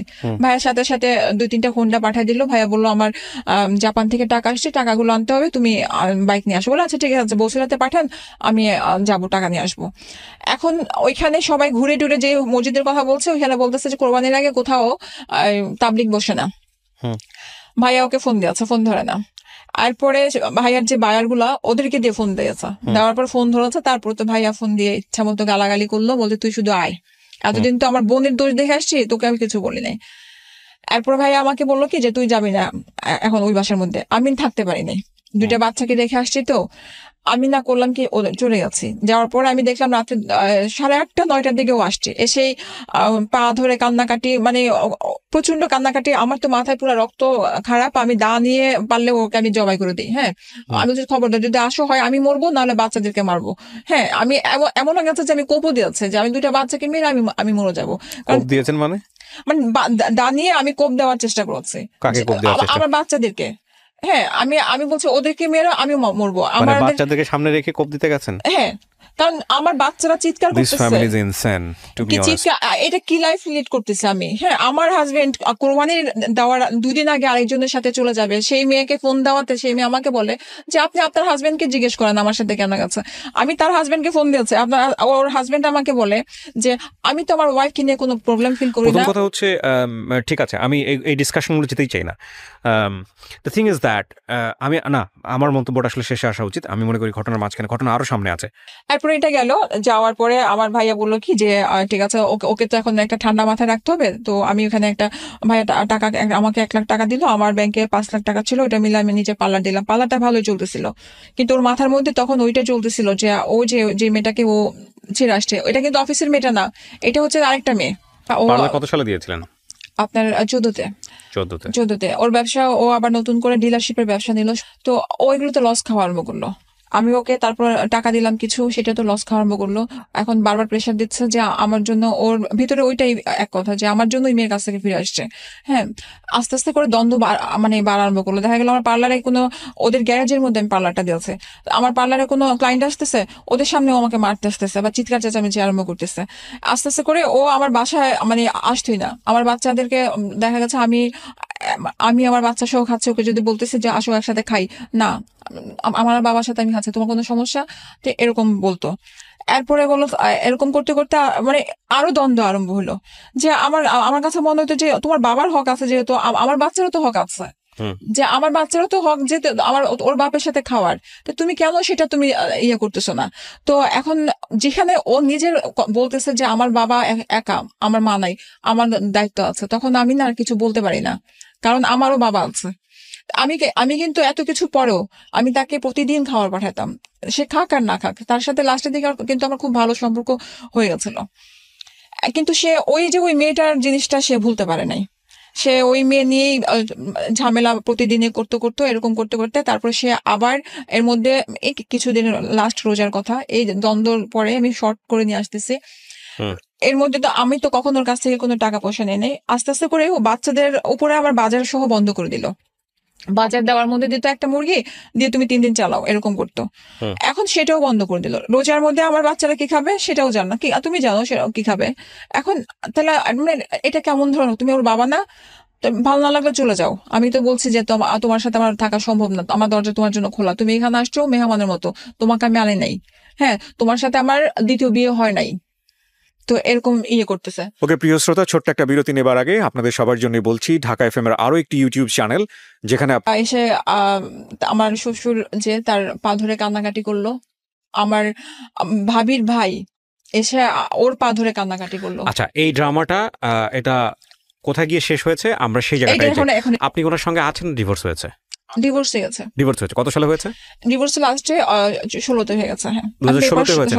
2016তে হচ্ছে, আপনি পেপারস গুলো নিয়ে আসছেন। 2016তে ডিভোর্স হওয়ার পরেও কি আপনি ওনার কাছে গিয়েছেন? হ্যাঁ, 16 পরে আমাকে আসতে দেয় নাই। 2016 পরেও আপনি ওনার সঙ্গে থেকেছেন? হ্যাঁ। কত বছর থেকেছেন? আপনাকে যে জুলাইয়ে ব্যাক করেছে। কত বছর মানে এই জুলাই ব্যাক করেছেন? মানে 2020 সালে? 2020 সালের জুলাই ব্যাক করেছেন, তার মানে 4 বছর আপনি অবিবাহিত অবস্থায় ওনার সঙ্গে ছিলেন, একসাথে স্টে করেছেন? না, ওর বাসায় থাকতো, 3 তলায় থাকতো, আমি 6 তলায় থাকতাম। আর আপনারা একসঙ্গে ছিলেন তো? ওকে। ও আসতো মাঝে মাঝে, খাবার টাবার ভালো কিছু রান্না করলে আমি ডাক দিতাম, একসাথে আসো খাও। আপনার বাচ্চা দুটো কোথায় আছে? বাচ্চা দুটো আমার সাথে আছে এখন। আপনার সঙ্গে আছে? হ্যাঁ, এখন যে আজকে কয়েকদিন ধরে দাদার বাসায় গেছে। সেপারেশন কততে হয়েছে আপনাদের এখন ফাইনাল সেপারেশনটা? জুলাই মাসের 27 তারিখে। এরপরে যোগাযোগ আছে আপনাদের সঙ্গে ওর সাথে? না। বাচ্চারা এই নিয়ে 3 বার গেল, সেটা নিয়ে মেইন পয়েন্ট। আমার বাচ্চারা এই যে 28 তারিখে গেছে, কারণ ওর কাজিনের বিয়ে হচ্ছে আমেরিকা থেকে আসছে। রাখতে চায়নি নাকি বাচ্চা আপনি রাখতে দেননি? বাচ্চা ও রাখতে চায় নাই। আচ্ছা, ও রাখতে চায় নাই। আর ওদের এখন বাচ্চারা আমার সাথে চলে আসবে। আপনি না, এগ্রিমেন্ট করেছে আমাকে দিয়ে যে তুমি বাচ্চা নিয়ে যাচ্ছ, শুধু আমি বাচ্চার পড়াশোনা খরচ দিব, কোনো খরচ দিব না। হ্যাঁ, তো আমি বলছি ঠিক আছে। আমার বাচ্চারা আপনার উপর যে আপনার পুরো গল্প শুনলে তো শুধু নির্যাতন নির্যাতন আর নির্যাতনের কাহিনী। আমার মামলা করতে চেয়েছি, দেয় নাই। কে দেয় নাই? আমার বাবা মা দেয় নাই। কারণ আর সবচেয়ে বড় কথা হচ্ছে ওই টাইমটাতে 2018-তে আমার বাবা মারা গেছে, আমি সম্পূর্ণ একা হয়ে গেছে। আমার ভাই আমার সম্পূর্ণ বাড়ি সম্পত্তি গুলো আমার ভাই আমার দখল করে নিয়ে গেছে, আমাকে ঢুকতেই দেয় নাই। এত ভালোবাসতো আপনার ভাই, সবকিছু দিল না? কিছুই দিল না? সম্পত্তি সবকিছু নিয়ে গেছে। কি করেন এখন? আমি একটা ব্যবসা করি। আপনি যে কোনো কিছু করে আপনি নিজের পায়ে স্বাবলম্বী। এই স্বাবলম্বীটার ক্ষেত্রে আমি বলি, আমি যেখানে এখন কাজটা করি ও ওই জায়গাগুলোর মধ্যে যেয়ে বলে ও তো খারাপ, ও যে হোটেলে থাকে। আচ্ছা সিস্টার, আপনি কিছু মনে করবেন না, সেটা হচ্ছে যে আপনি গল্পটা রেডিওতে কেন বললেন? আমি আমার কথা বলার আগে আমি আপনাকে যে কোশ্চেনটা করেছি এই কোশ্চেনের অ্যানসারটা দেন প্লিজ। আমি বলতাম না আপনাকে, আপনি যখন আপনাকে নক দিয়েছি অনেক আগে, আমি এখন দিয়েছি কারণ কি পরশুদিন আমার মেয়ে চিৎকার করে রাতের 12টায় কান্না করতেছে, আমাকে এক্ষুনি এসে নিয়ে যাও। কেন বলে, বাবা বলে কি মেহমানের মতো এখানে আসছে, গেস্ট হিসেবে, গেস্টের মতো থাকো, একটা কিছু বাড়তি কিছু চাইবো না, খাইতে চাইবো না, কিছু না। যখন বাসায় গেলে, হ্যাঁ, যখন সময় হবে মাকে বলবা চলে যাবা। আমি ধরেন আমি ওই এলাকায় গেলাম আমার মানে দাঁতের ডাক্তারের কাছে, যদি আমি বলি যে যাও বাবার সাথে, আমি শুনেছি করেছে কিন্তু হাইড করে রেখেছে, কাউকে কারো কাছে কিছু বলে নাই। আচ্ছা, তো তারপরে কি হয়েছে? আপনি তো আমি যদি ওদের বাসায় যদি আমি যাও দাদার সাথে আপনি কেন বললেন আসলেন গল্পটাতে? হ্যাঁ, এই আমার মেয়ের কথাটার জন্য যখন রাতে শুনলাম না এই কথাটা, আমার কাছে মনে হচ্ছে ওদের একটা অধিকার আছে, আমি না অধিকার পেয়ে থাকি। আমার হাজবেন্ড যদি এখনো বলে, ও তো আমার হাজবেন্ড না, যদি বলে যে স্যার তুমি এখনো ব্যাক করো বাচ্চাদের জন্য, আমি 10টা বিয়ে করি, আমি তোমাকে একটা রুমের মধ্যে রাখবো, তোমাকে কোনো খরচ দিব না, আমি সেই হিসেবে যাবো, আমার বাচ্চাদের জন্য যাবো। কারণ আমার বাচ্চা, আমার মেয়েকে বিয়ে দিতে হলে কখনো এরকম সিঙ্গেল মাদের ভালো জায়গায় বিয়ে হবে না আমার মেয়ের। তাই আমি জানি আমার বাবা মা থাকতে আজকে আমার এই অবস্থা, তাহলে আমার মেয়ের কি অবস্থা হবে? আপনি এই জন্য গল্পটা বলতে আসছেন? হ্যাঁ, মানে আমি সারা জীবন কষ্ট করে আসছি। আমার কাছে কি এখন মনে হয় যে কেউ যদি আমাকে মেরে ফেলতো আমি শান্তি, কারণ আমি ঘুমাতে পারি না রাত্রেবেলা। আমার সারাদিন মনে হয় যে টাকা কোথায় পাবো, আমার সব দিক দিয়ে ব্লক করে দিয়েছে সবকিছু। আপনি মাস্টার্স পাস করেছেন ওপেন ইউনিভার্সিটি থেকে? হ্যাঁ। তারপর না আমি ইয়া থেকে নরমাল ইউনিভার্সিটি থেকে আমি মাস্টার্স করছি এমএতে। আপনি জব কোথাও ম্যানেজ করতে পারছেন না? জব যেখানে জবে যাই সেখানে তো যে নোংরামি কথাবার্তা বলে চিল্লাচিল্লি করে, পরে আমাকে বলে কি যে আপনার জন্য আমাদের তো পরিবেশ নষ্ট করবো না। তো আপনি লিগ্যাল অ্যাকশন কেন নিচ্ছেন না তাহলে? বাচ্চাদের জন্য, ওরা চায় না। বাচ্চাদের জন্য তো আপনি কিছুই করতে পারেন না, ওরা চায় না। এখন এই যে আমি এখন বলছি যে আজকে বলে আসছি, আমি অনেক কবার বলেছে যে তুমি, ও বলে কি যে তুমি কিছু করতে পারবা না। লিগ্যাল অ্যাকশনে কি বলবে? বাচ্চাদেরকে হয় ওর কাছে দিবে নাহলে আমার কাছে দিবে। হ্যাঁ, তো আলটিমেটলি কি দাঁড়াবে? আপনার বাচ্চা দুটো বয়স কত এখন? ওর ছেলে তো 16তে পড়লো, আপনার আর মেয়ের 13তে পড়লো। আপনারা যারা আজকে রেডিওতে এই গল্পটা শুনলেন, আমরা নাম পরিচয় গোপন রেখে এবং এমনকি ভদ্রমহিলার ভয়েসটাও আমরা চেঞ্জ করে দিয়েছি, সেইভাবে আমরা গল্পটা এখানে প্রচার করেছি যাতে করে এদের সামাজিকতায় কোনোভাবেই কোনো ধরনের হ্যাম্পার না হয়। যারা বিয়ে করতে যাচ্ছেন এবং যারা এই ধরনের কামড়াকামড়ি, সোজা বাংলায় যদি বলি, খুবই নুডলি এবং খুব বাজেভাবে, বিকজ আমার ভিতরে যে ফিলিংসটা হচ্ছে সেটা আমি এক্সপ্রেস করতে পারছি না, এই ধরনের সম্পর্কের মধ্যে যদি থাকেন দ্বিপাক্ষিকভাবে, যে আপনিও খারাপ এবং আপনার সাথে যে আছে সেও খারাপ, কারণ আমরা যখন খারাপই করি তখন আমরা বুঝি, তাহলে দয়া করে এই ধরনের সম্পর্কের মধ্যে যাবেন না, নাম্বার 1।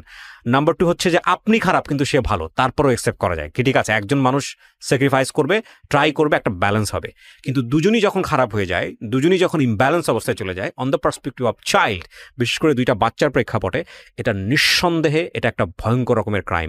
আমরা বাবা মাকে নিশ্চয়ই কাঠগড়ায় তুলতে পারবো না, কিন্তু আপনি চিন্তা করে দেখেন, জাস্ট আপনাকে আমি যদি বলি, আপনাকে যদি আমি প্রশ্নটা করি সারা, সেটা হচ্ছে আমি সন্তান, আমার বাবা মা কোনো একটা জীবনের কোনো প্রেক্ষাপটে আমার মা আমার উপর দা তুলে ফেলছে, মেরে ফেলবে আমাকে, হ্যাঁ, সেটা যদি আমার মেমোরিতে থাকে সারাটা জীবন, আমি কি আমার মাকে বা ওই মোমেন্টটাকে কি আমি ক্ষমা করতে পারবো? আপনি মুখে বলেন পারবেন? কখনো না। আমি তো যদি না পেরে থাকেন তাহলে এই মোমেন্টের জন্মটা আপনার মাধ্যমে হয়েছে। আপনি এখানে একপাক্ষিকভাবে বলে গেছেন। আপনার জামাইকে যদি আমি এখানে নিয়ে আসি, আপনার জামাই আপনি 100টা কারণ দেখিয়েছেন, সে অন্তত 1000টা কারণ দেয়, অবশ্যই, ঠিক আছে। আমি কে অপরাধী সেই জায়গাটায় যাচ্ছি না, কিন্তু দুজনই আপনারা অপরাধী, দুজনই আপনারা এইরকম একটা ক্রাইম করছেন যে আপনারা 2টা বাচ্চাকে একটা বেটার ফিউচার দিতে পারেননি। আমি ধরে নিলাম আপনার হাজব্যান্ড আগাগোড়া খারাপ মানুষ, একদম শুরু থেকে শেষ পর্যন্ত খারাপ মানুষ, কিন্তু এই খারাপ মানুষটাকে তো আপনি জেনে বুঝে রিসিভ করছেন লাইফে, করছেন কি করেন নাই? অবশ্যই করছেন।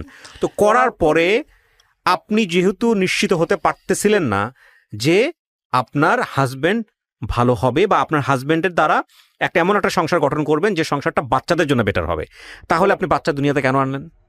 ওই বাচ্চাগুলো যখন চলে আসছে তখন ওই লাইফটা তো আমি দেখি নাই। না, বাচ্চাগুলো যখন চলে আসছে আপনি লাইফটা দেখেন, আপনি কি বলছেন? আপনি বিয়ের আগে দেখতেছেন পিস্তল নিয়ে ঘুরতেছে, বিয়ের আগে দেখতেন ড্রাগ নিচ্ছে। ওই পিস্তলের লাইফটা যখন নিয়েছে তখন তো আমি ভালোমতো আনার চেষ্টা করতেছি, অ্যাডিক্টেড যখন হচ্ছে আমি ধরে নিয়ে আসতেছি। আচ্ছা, অ্যাকসেপ্টেড। যখন আপনি বাচ্চা দুটো হয়ে গেল, এই দা তোলা অবস্থার আগে তো আপনি ডিসিশন নিতে পারতেন। কি ডিসিশন নিতাম? ডিসিশন নিতেন আপনার কাছ থেকে চলে যাবেন, আলাদা হয়ে যাবেন। আলাদা হয়ে আমি কি করতাম? আলাদা হয়ে আপনি এখন কি করতেছেন? এখন তো আমি একটা কোর্স করেছি, করার পর নিজে বিজনেস করছি। তখন আপনি একটা কোর্স করে একটা বিজনেস করতে পারতেন না, তখন আমি করতে পারতাম না। আপনার বাবা যখন বললো ওকে ডিভোর্সটা দিয়ে দিতে, হ্যাঁ, আমার বাবা আমাকে ঘরেও তুলে নাই, বলছে সমাজের কারণে আমি তোমাকে তুলতে পারবো না। নো নো নো নো, আমার কথা শেষ করতে দেন। প্রথম কথা হচ্ছে সমাজের কারণে ঘরে তুলুক আর না তুলুক, আপনি টাকা দিয়েছে। আপনি আমাকে কোন সিচুয়েশনটা বেটার হয়েছে? আপনি জাস্ট এক্সাম্পল, আপনি আমার কাছে প্রশ্ন করি, প্রশ্নের অ্যান্সারটা দেন। সেটা হচ্ছে আপনার সন্তানকে আপনি আপনাদের জীবনের সবচেয়ে নোংরাতম অধ্যায় দেখাইছেন, অবশ্যই, তাই না? অবশ্যই। এই নোংরাতম অধ্যায়টা দেখায় তাদের মেমোরিতে এটা দেওয়াটা বেস্ট হয়েছে? আপনার মেয়ে যে ফিরে আসে বলে যে গেস্টের মতো আছো, এটা কি দেওয়াটা?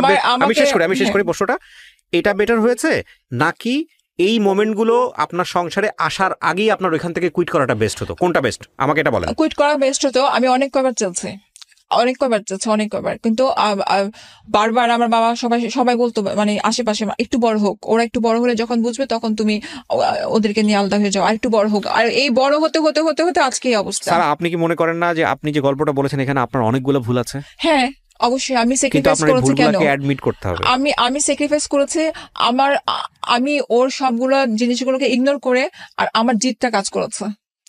আমি যদি ওর সব নোংরামি গুলো, আমার সবকিছু ইয়েগুলো করে বাচ্চাদের জন্য যদি নোংরামি অ্যাকসেপ্ট করেন না, আমি আপনাকে বলবো না আপনি নোংরামি অ্যাকসেপ্ট করতেন। না স্যার শুনেন, আপনাকে আমি নোংরামি অ্যাকসেপ্ট করতে বলতেছি না। হ্যাঁ, আপনি খুব পোলাইটলি তাকে আপনি সুযোগ দিতে পারতেন। অনেক চেষ্টা করেছি না, আপনি অনেক, দিস ইজ নট ট্রাইং।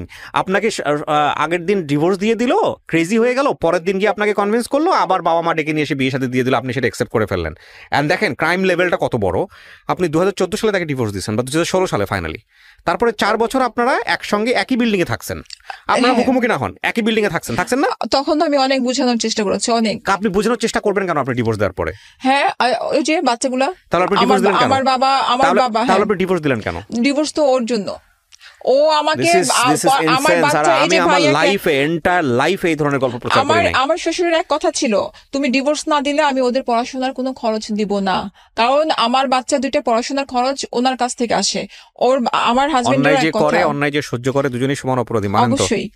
আপনি আপনার হাজবেন্ডকে যেভাবে এখানে মানে আমার হাজবেন্ডের দোষ নাই তো, আমার হাজবেন্ডের দোষ নাই, ও সবকিছু ছেড়ে দিয়েছে, ও তো আমাকেই ছেড়ে দিয়েছে, দোষটা আমার। এত কিছুর পরে না আপনি শুনেন, এত কিছুর পরে যখন আপনি বলেন যে ও যদি এখনো বলে 10টা বিয়ে করার পরে আমি ওর কাছে ফিরে যাব, তাহলে definitely you are a great ক্রাইমার।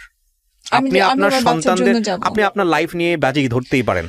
আমি শেষ করি না, আপনি যা করে ফেলছেন তা তো করেই ফেলছেন। প্রথম কথা হচ্ছে নেক্সট লাইফ নিয়েও যদি আপনার এরকম থিঙ্কিং থাকে যে আমার হাজবেন্ড 10টা বিয়ে করার পরও আমি তার কাছে যাব, এবং যার কাছে যাওয়ার ফলে সন্তানদের মাথায় দা ধরতে হয়, তাহলে definitely you are not mentally okay. আমার জায়গা থেকে আমি এটা বলবো। শেষ করি সারা, আপনি বারবার ইন্টারাপ্ট করতেছেন এবং আপনি নিজেকে ডিফেন্ড করার চেষ্টা করতেছেন in a very wrong way. আপনাকে এটা রিয়েলাইজ করতে হবে যে আপনি শুধুমাত্র নিজের লাইফের জিম্মাদার না, আপনি আপনার সন্তানের লাইফের জিম্মাদার। এটা কি অ্যাকসেপ্ট করেন? এটা কি মানেন? তাহলে আপনি যদি সেই 2 সন্তানের জিম্মাদার হয়ে থাকেন, আপনি একটু আগে বললেন যে ব্রোকেন ফ্যামিলি হলে তারা ঠিকমতো বিয়ে করতে পারবে না, বিয়ে দিতে পারবে না, তারপর আপনার সন্তানের ফিউচার নিয়ে চিন্তিত। আরে ভাই, ব্রোকেন ফ্যামিলির জায়গায় পরে যান, বিয়ে তো পরের বিষয়, কিন্তু মেন্টালি যে তাদেরকে আপনারা সিক করে ফেলতেছেন সেটা নিয়ে আগে ঠিক করেন। আপনার সন্তান পরের ঘরে গিয়ে ভালো থাকবে কি থাকবে না সেটা তো পরের বিষয়, এটার জন্যই আজকে আমি শেষ করি আমি, সেটা তো পরের বিষয়। বাট আপনি কি আপনার জায়গা থেকে সেটা করতে পারতেন না? ইনসিওরিটি দিতে পারতেন না যে না ঠিক আছে তোমার বাবা ভালো না, তোমার বাবা তোমাদেরকে বেটার ফিউচার দিতে পারবে না, স্টিল আই লাভ হিম, আমি আমার জায়গা থেকে ট্রাই করছি। সো সেই জায়গাটা থেকে আমি বলতে পারি তোমার বাবার সাথে আমি কোনো ডিফারেন্সিতে যাবো না, আমি কোনো এতে যাবো না, তার রিয়েলাইজেশনের জন্য আমি স্পেস নিচ্ছি। বাট তোমরা আমার কাছে বড় হও, তোমাদেরকে বড় করার জন্য আমার যেভাবে ট্রাই করতে হবে আমি সেই ট্রাইটা করব। আপনি সেটা করতে অনেক লেট করে ফেলেছেন। এন্ড ডেফিনেটলি আপনি যদি এই চিন্তার মধ্যে থাকেন যে এখনো 10টা বিয়ে করলে আমি তার কাছে ব্যাক করবো, শেষ করি সারা, কিসের বাচ্চাই তো বেটার থাকতেছে না তার কাছে গিয়ে। এবং আপনি যদি তাকে বারবার দানবীয় একটা সিচুয়েশনের মধ্যে নিয়ে যান বাচ্চাদেরকে, যে আপনি তার কাছে 10টা বিয়ে করলে আপনি তার কাছে ফিরে যাবেন, এবং ফিরে যাওয়ার পরে আপনারা এই মারামারি করবেন, ধামাচাপি করবেন, তারপরে দা তুলবেন, এবং এই বাচ্চাও একসময় বিয়ের পরে সে তার হাজবেন্ডের গলায় দা তুলবে। আপনার বাচ্চারা আপনাদেরকে যেভাবে দেখে বড় হচ্ছে, সে যখন একটা নতুন সংসারে যাবে সে সেম জিনিসটাই প্র্যাকটিস করবে। সারা আমি কিন্তু আপনাকে একিউজ করতেছি না, আমি সিচুয়েশনটার জায়গা থেকে পুরো জিনিসটা বলতেছি। আপনার নিশ্চয়ই মনে আছে গল্পটা শুরু করার আগে আমি আপনাকে কোশ্চেনগুলো করছিলাম যে I will ask this question এবং আপনি প্রপারলি অ্যান্সার দেওয়ার চেষ্টা করেন। কজ আমি যখন গল্পটা শুরু হবে তখন আমি আপনাকে মার্সি করবো না। আমি ডেফিনেটলি আপনার লাইফ আপনার, এটা নিয়ে আমি আপনি যদি মনে করেন স্বেচ্ছায় আপনি আপনার হাজবেন্ডের গলায় গিয়ে ঝুলে পড়বেন, সে আপনাকে মারবে কাটবে, কোনো সমস্যা নাই, দ্যাটস ইয়োর ডিসিশন। বাট বাচ্চা যখন চলে আসে, এই বাচ্চাদেরকে বেটার ফিউচার দেওয়ার জন্যে আপনার তো রিয়েলাইজেশন আছে, আপনার হাজবেন্ডের, ঠিক আছে আপনার কথা যদি ধরে নেই যে আপনার হাজবেন্ডের মধ্যে কোনো রিয়েলাইজেশন ছিল না, তাহলে আপনার রিয়েলাইজেশনের জায়গায় এত বড় একটা ভুল কেন? এটা হচ্ছে আমার কোয়েশ্চেন যে এত বারবার ভুল কেন? এবং স্টিল আপনি আপনার হাজবেন্ডের ক্ষেত্রে বলছেন right now you are 40, right? কত 34 থেকে 40-র মধ্যে? হ্যাঁ, আমি ঠিক আছে তো, আমি ঠিক বলেছি? তাহলে এই বয়সে এসেও যদি আপনি টিনেজারদের মতো বলেন যে আপনার জামাই 10 বার বিয়ে করলেও আপনি তার কাছে ফিরে যাবেন এবং সেটার বলি হবে আপনার বাচ্চারা, oh my God, that's a insane thinking. এখানে একটা কথা আছে, কারণ কি ও তো আমার বাসায় আসতেছে না, আমি থাকতেছি উপরে, সেখানে আমি আমার মতো করে আমার বাচ্চাদেরকে মানুষ করতে পারছি। আমি যখন বের হয়ে আসি তখন ওকে আমি আমার পা ধরে বলেছিলাম যে আমাকে ওর পরীক্ষাটা পর্যন্ত থাকতে দাও, যেন পরীক্ষাটা ওর ভালো হয়। হ্যাঁ, এ লেভেলটা যখন হাফ দিচ্ছে তো জানুয়ারি মাসে, ও বলছে না ওদের জন্য আমি আমার লাইফ নষ্ট করবো না। তো এটার জন্য আমি বলছি যে আবার ব্যাক করব, কারণ আমি এখন এখানে যখন আপনি বললেন না আমাকে যে আরো আগে আপনি এই ডিসিশনটা নিতে পারতেন, একটা মেয়ে একা থাকাটা অনেক টাফ। একটা আমার অনেক আপনজনরা যারা আমার রক্তের সম্পর্কে, তারা সহ আমার দিকে খারাপ নজরে তাকায়। আপনার ভুল ছিল না? টেল মি, সেই টাফ জায়গাটার জন্য আপনার ভুলটা ছিল না? কি ধরনের? আপনি যখন ইন্টারে তখন তাকে বিয়ে করছেন এরকম পিস্তলওয়ালা একটা ছেলেকে করে দিয়ে, আপনি ডেফিনেটলি হচ্ছে আপনি প্রাইভেট ইউনিভার্সিটিতে পড়তেছেন, আপনার বাবা মায়ের তো নিশ্চয়ই সে সাপোর্ট দেওয়ার সুযোগ ছিল যে 5টা ছেলে মেয়ের 4টা ছেলে মেয়ে মারা যাওয়ার পর আপনি হয়েছেন, আপনার বাবা আপনাকে উচ্চ শিক্ষিত করে চাকরি দিয়ে আপনাকে এস্টাবলিশ করে দিতে পারতেন না? সে বিগ ক্রাইম না? আপনি ভুল করছেন না? ওকে, ডেফিনেটলি। সো এটা রেজাল্ট আপনি পাবেন। আমার মৃত্যুর আগ পর্যন্ত 2018 পর্যন্ত আমার বাবা প্রতি মাসে আমাকে 30 থেকে 40,000 টাকা দিয়ে আসছে, সে লাস্ট পর্যন্ত দিয়ে আসছে। তো হ্যাঁ, এবং তার লাস্ট পর্যন্ত একটা কথা ছিল। আপনি বলেন ভুলটা আমার ছিল, এবং ছেলেটা তো আপনাকে লাভও করেনি বলছে ফ্রেন্ড, আপনি তাকে বিয়ে করছেন, এবং ছেলেটা একটা মেয়েকে লাভ করতো, সেই মেয়েটা তার প্রাইভেট টিউটরকে লাভ করে দেশের বাইরে চলে গেছে, এটা জেনেও আপনি তাকে ছেলেটাকে বিয়ে করছেন। সো দেখেন, এখানে মেয়েদের এই যে জিনিসগুলা, ইমোশনালি একটা ছেলের প্রতি অ্যাটাচ হয়ে যাওয়া, ইমোশনালি একটা ছেলেকে এইভাবে চিন্তা করা, এবং ক্রেজিনেস, এই জাতীয় লাভের ক্ষেত্রে অনেক ভয়ঙ্কর রকমের ক্রেজিনেস থাকে। এরা মুহূর্তের মধ্যেই খুন করে ফেলতে পারে, এরা মুহূর্তের মধ্যেই একদম দুজনের জন্য একদম জান ছেড়ে দিতে পারে। দেখেন, এটা কিন্তু এনাদের এত বছরের কনজুগাল লাইফেও হয়েছে, যদি ওনাকে আমরা বিলিভ করি। সেটা কি, আগের দিনে ডিভোর্স দিচ্ছে, দিয়ে ছাদ থেকে শুধু নেমেছে, মানে 4তলা থেকে শুধু নেমেছে, পরে নিচে নেমে হাত পা ধরছে, চলো তোমাকে আমি আবার বিয়ে করবো। So this is the thing, এদের মধ্যে এই যে জিনিসটা, এইটা মারাত্মক। বিকজ আমি একটা কথা বলি, নোবডি ইনক্লুডিং মি, এই যে আমি এত বকর বকর করতেছি বা এই যে আমি আপনাদেরকে দিচ্ছি, এই আমার জায়গায় বসে থাকলে আপনি হয়তো আমার চাইতে আরো সুন্দর করে বলতে পারতেন, বাট ইনক্লুডিং মাই লাইফ, আমি আমার নিজের জীবন নিয়েও বলি, প্রত্যেকটা কনজুগাল লাইফে প্রবলেম আছে, প্রবলেম থাকবে। হ্যাঁ, আমার অনেক অনুষ্ঠান আছে যেখানে আমি খুব পরিপাটি করে উপস্থাপন করি, বাট সেখানে যে প্রবলেম নাই বিষয়টা এরকম না, প্রবলেম আছে, কারোটা কম, কারোটা একটু অন্য ডাইমেনশনের, কারোটা অন্য ডাইমেনশনের। কিন্তু যখন in the case of child, যখন আপনি একটা বাচ্চা দুনিয়াতে নিয়ে আসেন, সেই বাচ্চা দুনিয়াতে আল্লাহ আপনাকে গিফট করে, উপহার দেয়, তো ওইটা আপনার কাছে সর্বোচ্চ আমানত। আপনি যদি তাদেরকে বেটার ফিউচার দিতে না পারেন, হ্যাঁ ঠিক আছে, আপনার ওয়াইফের অনেক বড় প্রবলেম আছে, মেন্টালি সে ডিসঅর্ডার, তার অনেক বেশি সাইকিয়াট্রিক, সে আপনার কথা একেবারেই শোনে না, কিছু শোনে না, ঠিক আছে, সেটা হাজব্যান্ডের ক্ষেত্রেও হইতে পারে। যখন একটা মানুষ অন্তত পরিবারে বোঝে যে না ঠিক আছে, আমি যদি এটা নিয়ে বেশি সাংঘর্ষিক অবস্থায় চলে যাই, সেটা হাজব্যান্ডের পক্ষ থেকে হতে পারে, ওয়াইফের পক্ষ থেকেও হতে পারে, বা দ্বিপাক্ষিকভাবে হতে পারে, তাহলে বাচ্চাদের জন্য এটা একটা ভয়ঙ্কর রকম অবস্থা তৈরি হবে। অনেক মেয়ে আছেন, বিশেষ করে আমাদের সমাজে অনেক মেয়ে আছেন, নিজে তো মরবো, বাচ্চাটারও মেরে ফেলবো, কি করব, বাচ্চা সহ গলায় ফাঁসি দিব। এই যে সাইকো চিন্তা ভাবনা, এই সাইকো চিন্তা ভাবনাগুলো নিজেই বলে, এখন আমার মেয়ে বলে, মা চলো আমরা একসাথে 3 জন মারা যাই, কারণ আমাদের করার এখন কিছু নাই। এটা কত বড় পরাজয় আপনার জন্য। এর চেয়ে বড় পরাজয় এটা মার জন্য কিছু হতে পারে না। আমার কাছে মনে হয় কি, সত্যি কথা, আমি ওপেন ভাবে বলছি যে আমি এখন আমার বাচ্চাদের জন্য যদি টাকা দরকার হয়, আমি এখন খারাপ হতে বাধ্য হবো, কারণ আমার বাচ্চাদেরকে মানুষ করতে হবে, আমার বাচ্চাদের একটা বেটার লাইফ দিতে হবে। নিশ্চয়ই আপনার সেই চিন্তা করতে হবে না। আমি আপনাকে একটা প্রথম কথা বলি, আপনার চিন্তার জায়গাটাকে শান্ত করতে হবে। আপনি কিছু মনে করেন না, আমি আপনাকে সিস্টার হিসেবে, বোন হিসেবে বলতেছি, চিন্তার জায়গাগুলো খুব রাফলি কিছু চিন্তা আছে আপনার মধ্যে, যে জায়গাগুলো অবশ্যই স্টর্মিং এর জায়গাটা। আমি যারা খুব ভালো পরামর্শ দেন তাদের কাছে গিয়ে পরামর্শ নেন। আপনার ব্রেনের জায়গাটা অনেক বেশি স্ট্রং করা দরকার, আপনার মধ্যে কনফিডেন্টের অনেক ল্যাগ আছে, সেটা স্ট্রং করা দরকার। রাইট নাও আপনি যেই গল্পগুলো বললেন সেই জায়গাটা নিয়ে আপনার সঙ্গে অনেক বাদানুবাদ হচ্ছিল, কিন্তু এই গল্পটা থেকে হাজার লক্ষ মেয়েরা যাতে শিখে, এই জায়গাটা আমি বলতে চাই। The moral of the story is that কোনো মেয়ে নিজের পায়ে না দাঁড়িয়ে, নিজে ইনকাম না করে, নিজের ক্যারিয়ারের জায়গাটা সুষ্ঠুভাবে না করে কখনোই যাতে সিদ্ধান্ত না নেয়, বিশেষ করে এরকম রাফ অ্যান্ড টাফ কোনো ছেলেকে বিয়ে করার ক্ষেত্রে। আমি তো ক্যারিয়ার আমারটা আমি এস্টাবলিশড হয়েছে, তারপরে তো আমি কিছু করতে পারি নাই। না, ডেফিনেটলি আমার ডিভোর্সের পরেও আমার এক্স আমার অফিসে যে ঝামেলা করছে, আমার বিভিন্ন কাজে যে ঝামেলা করছে। সারা, বাংলাদেশে মেয়েরা কাজ করছে না? হ্যাঁ, আপনার মতো মেয়েরা কাজ করতেছে না? আপনি পারেন নাই, ফাইন্ড আউট দ্য ওয়ে। আপনার জন্য পারাটা কঠিন হচ্ছে, কারোর জন্য পারাটা সহজ হয়েছে, কিন্তু বিষয়টা এরকম না যে সবার জন্যই সহজ। আমার কাছে কেন যেন মনে হয় ও ছাড়া আমার দুনিয়া নাই। হ্যাঁ, that's the wrong thinking. You need to think আপনার হয়তো আরো রিলেশনের প্রয়োজন আছে, বাট বিগ ইরোর করেন না, এটাই হচ্ছে বলার। এবং এইখান থেকে অনেক কিছু শেখার আছে। আমি মনে করি আপনার জীবনের সবচেয়ে ভালো কাজ হবে এটাই, যে একজন সিঙ্গেল মাদার হিসেবে আপনার দুইটা সন্তানকে বেটার ফিউচার দেয়া। আমি জানি না স্টিল আপনার ছেলেটা অটিস্টিক কিনা। না, ও and he's okay, আলহামদুলিল্লাহ। ডেইলি স্টার থেকে ও অ্যাওয়ার্ড পাওয়া, সো ভেরি গুড। আপনি চাইবেন আপনার দুটো সন্তান যে কোনো ভাবেই হোক না কেন সেজন্য একটা বেটার ফিউচার পায়, এন্ড নট অনলি দ্যাট, এটা কিভাবে, অবশ্যই আপনি অ্যাট লিস্ট তাকে মেন্টাল সাপোর্টটা দেন। আপনি হয়তো খুব ভালো একটা টয় কিনে দিতে পারবেন না, আপনি হয়তো তাকে যে টাকাটা দেওয়ার দরকার ছিল সেটা দিতে পারবেন না, বাট আপনি অন্তত এই চিন্তা নিয়ে বসে থাকেন না যে ঠিক আছে তোমার বাবা যাই করুক আমি তার কাছে ফিরে যাবো। Don't think that. আপনি অন্তত এই চিন্তা নিয়ে বসে থাকেন না, যেই চিন্তাটা যে আমার মেয়ে যত কিছু হোক না কেন সে ব্রোকেন ফ্যামিলি, তার বিয়ে হতে সমস্যা হবে। কি যে বলেন এইগুলো আজকালকে কেউ চিন্তা করে নাকি? ফালতু চিন্তা। 40,000 টাকা তার মাথায় থাকতে হয়, একটা ছেলের একটা সংসার চালাতে যে ইনকাম কমান। শোনেন 40,000 টাকার চেয়ে বিলো এভারেজ ইনকামে গিয়ে মানুষ লিভিং করতেছে না, অনেস্ট লাইফ লিড করতেছে না। সো আপনি আপনার ব্রেনকে আগে এই সিগন্যালগুলো দেন যে I have to cope up with this, এবং আপনার যদি ব্যাক গিয়ারে যেতে হয় আপনি যাবেন ব্যাক গিয়ারে। আপনি এই রকম ফ্রাস্ট্রেশন নিয়ে সমস্ত কিছু নিয়ে আপনি তো লাইফ লিড করতে পারবেন না। সো আমি গল্পটা শেষ করতে চাই এই জায়গাটিতে। এটা একটা অসমাপ্ত গল্প, কিন্তু এই অসমাপ্ত গল্পে আমাদের কোনো রিগ্রেট নাই, না আছে এই ভদ্রমহিলার হাজব্যান্ডের প্রতি, না আছে এনার প্রতি।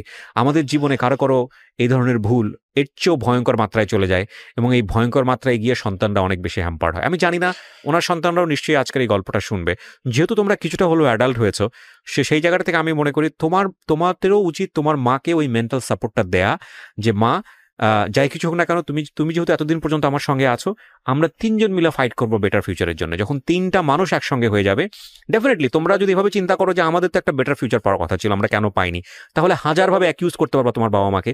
বাট ওইভাবে চিন্তা না করে বরং তোমার মা একটা জায়গাতে খুব ডিফিকাল্ট সিচুয়েশনে আছে, সেই জায়গা থেকে তোমরা 3 জন মিলে যদি ফাইট করে সামনের দিকে যাওয়ার চেষ্টা করো, that will be the very good idea. এবং নেভার এভার কখনো বাবাকে কোয়েশ্চেন করো না, মাকে কোয়েশ্চেন করো না, কারণ থিং ইজ দ্যাট জীবন আসলে সবকিছু যোগ বিয়োগ করে হয় না। হ্যাঁ, যোগ বিয়োগ করা হয় না। আমি যে কথাগুলো বলতেছি আমার জীবনেও বিভিন্ন রকমের প্রবলেম আছে, তো সেই জায়গাটা থেকে আমরা মনে করি যে বেস্ট সলিউশন যেটা সেই জায়গাটায় যাওয়া উচিত। অ্যাটলিস্ট নিজের ভালো থাকার জন্য কারো কোনো ক্ষতি করা উচিত না, আর ততটুকুই এনজয় করা উচিত জীবনে যতটুকুতে অন্যের কোনো ক্ষতি না হয়, অন্তত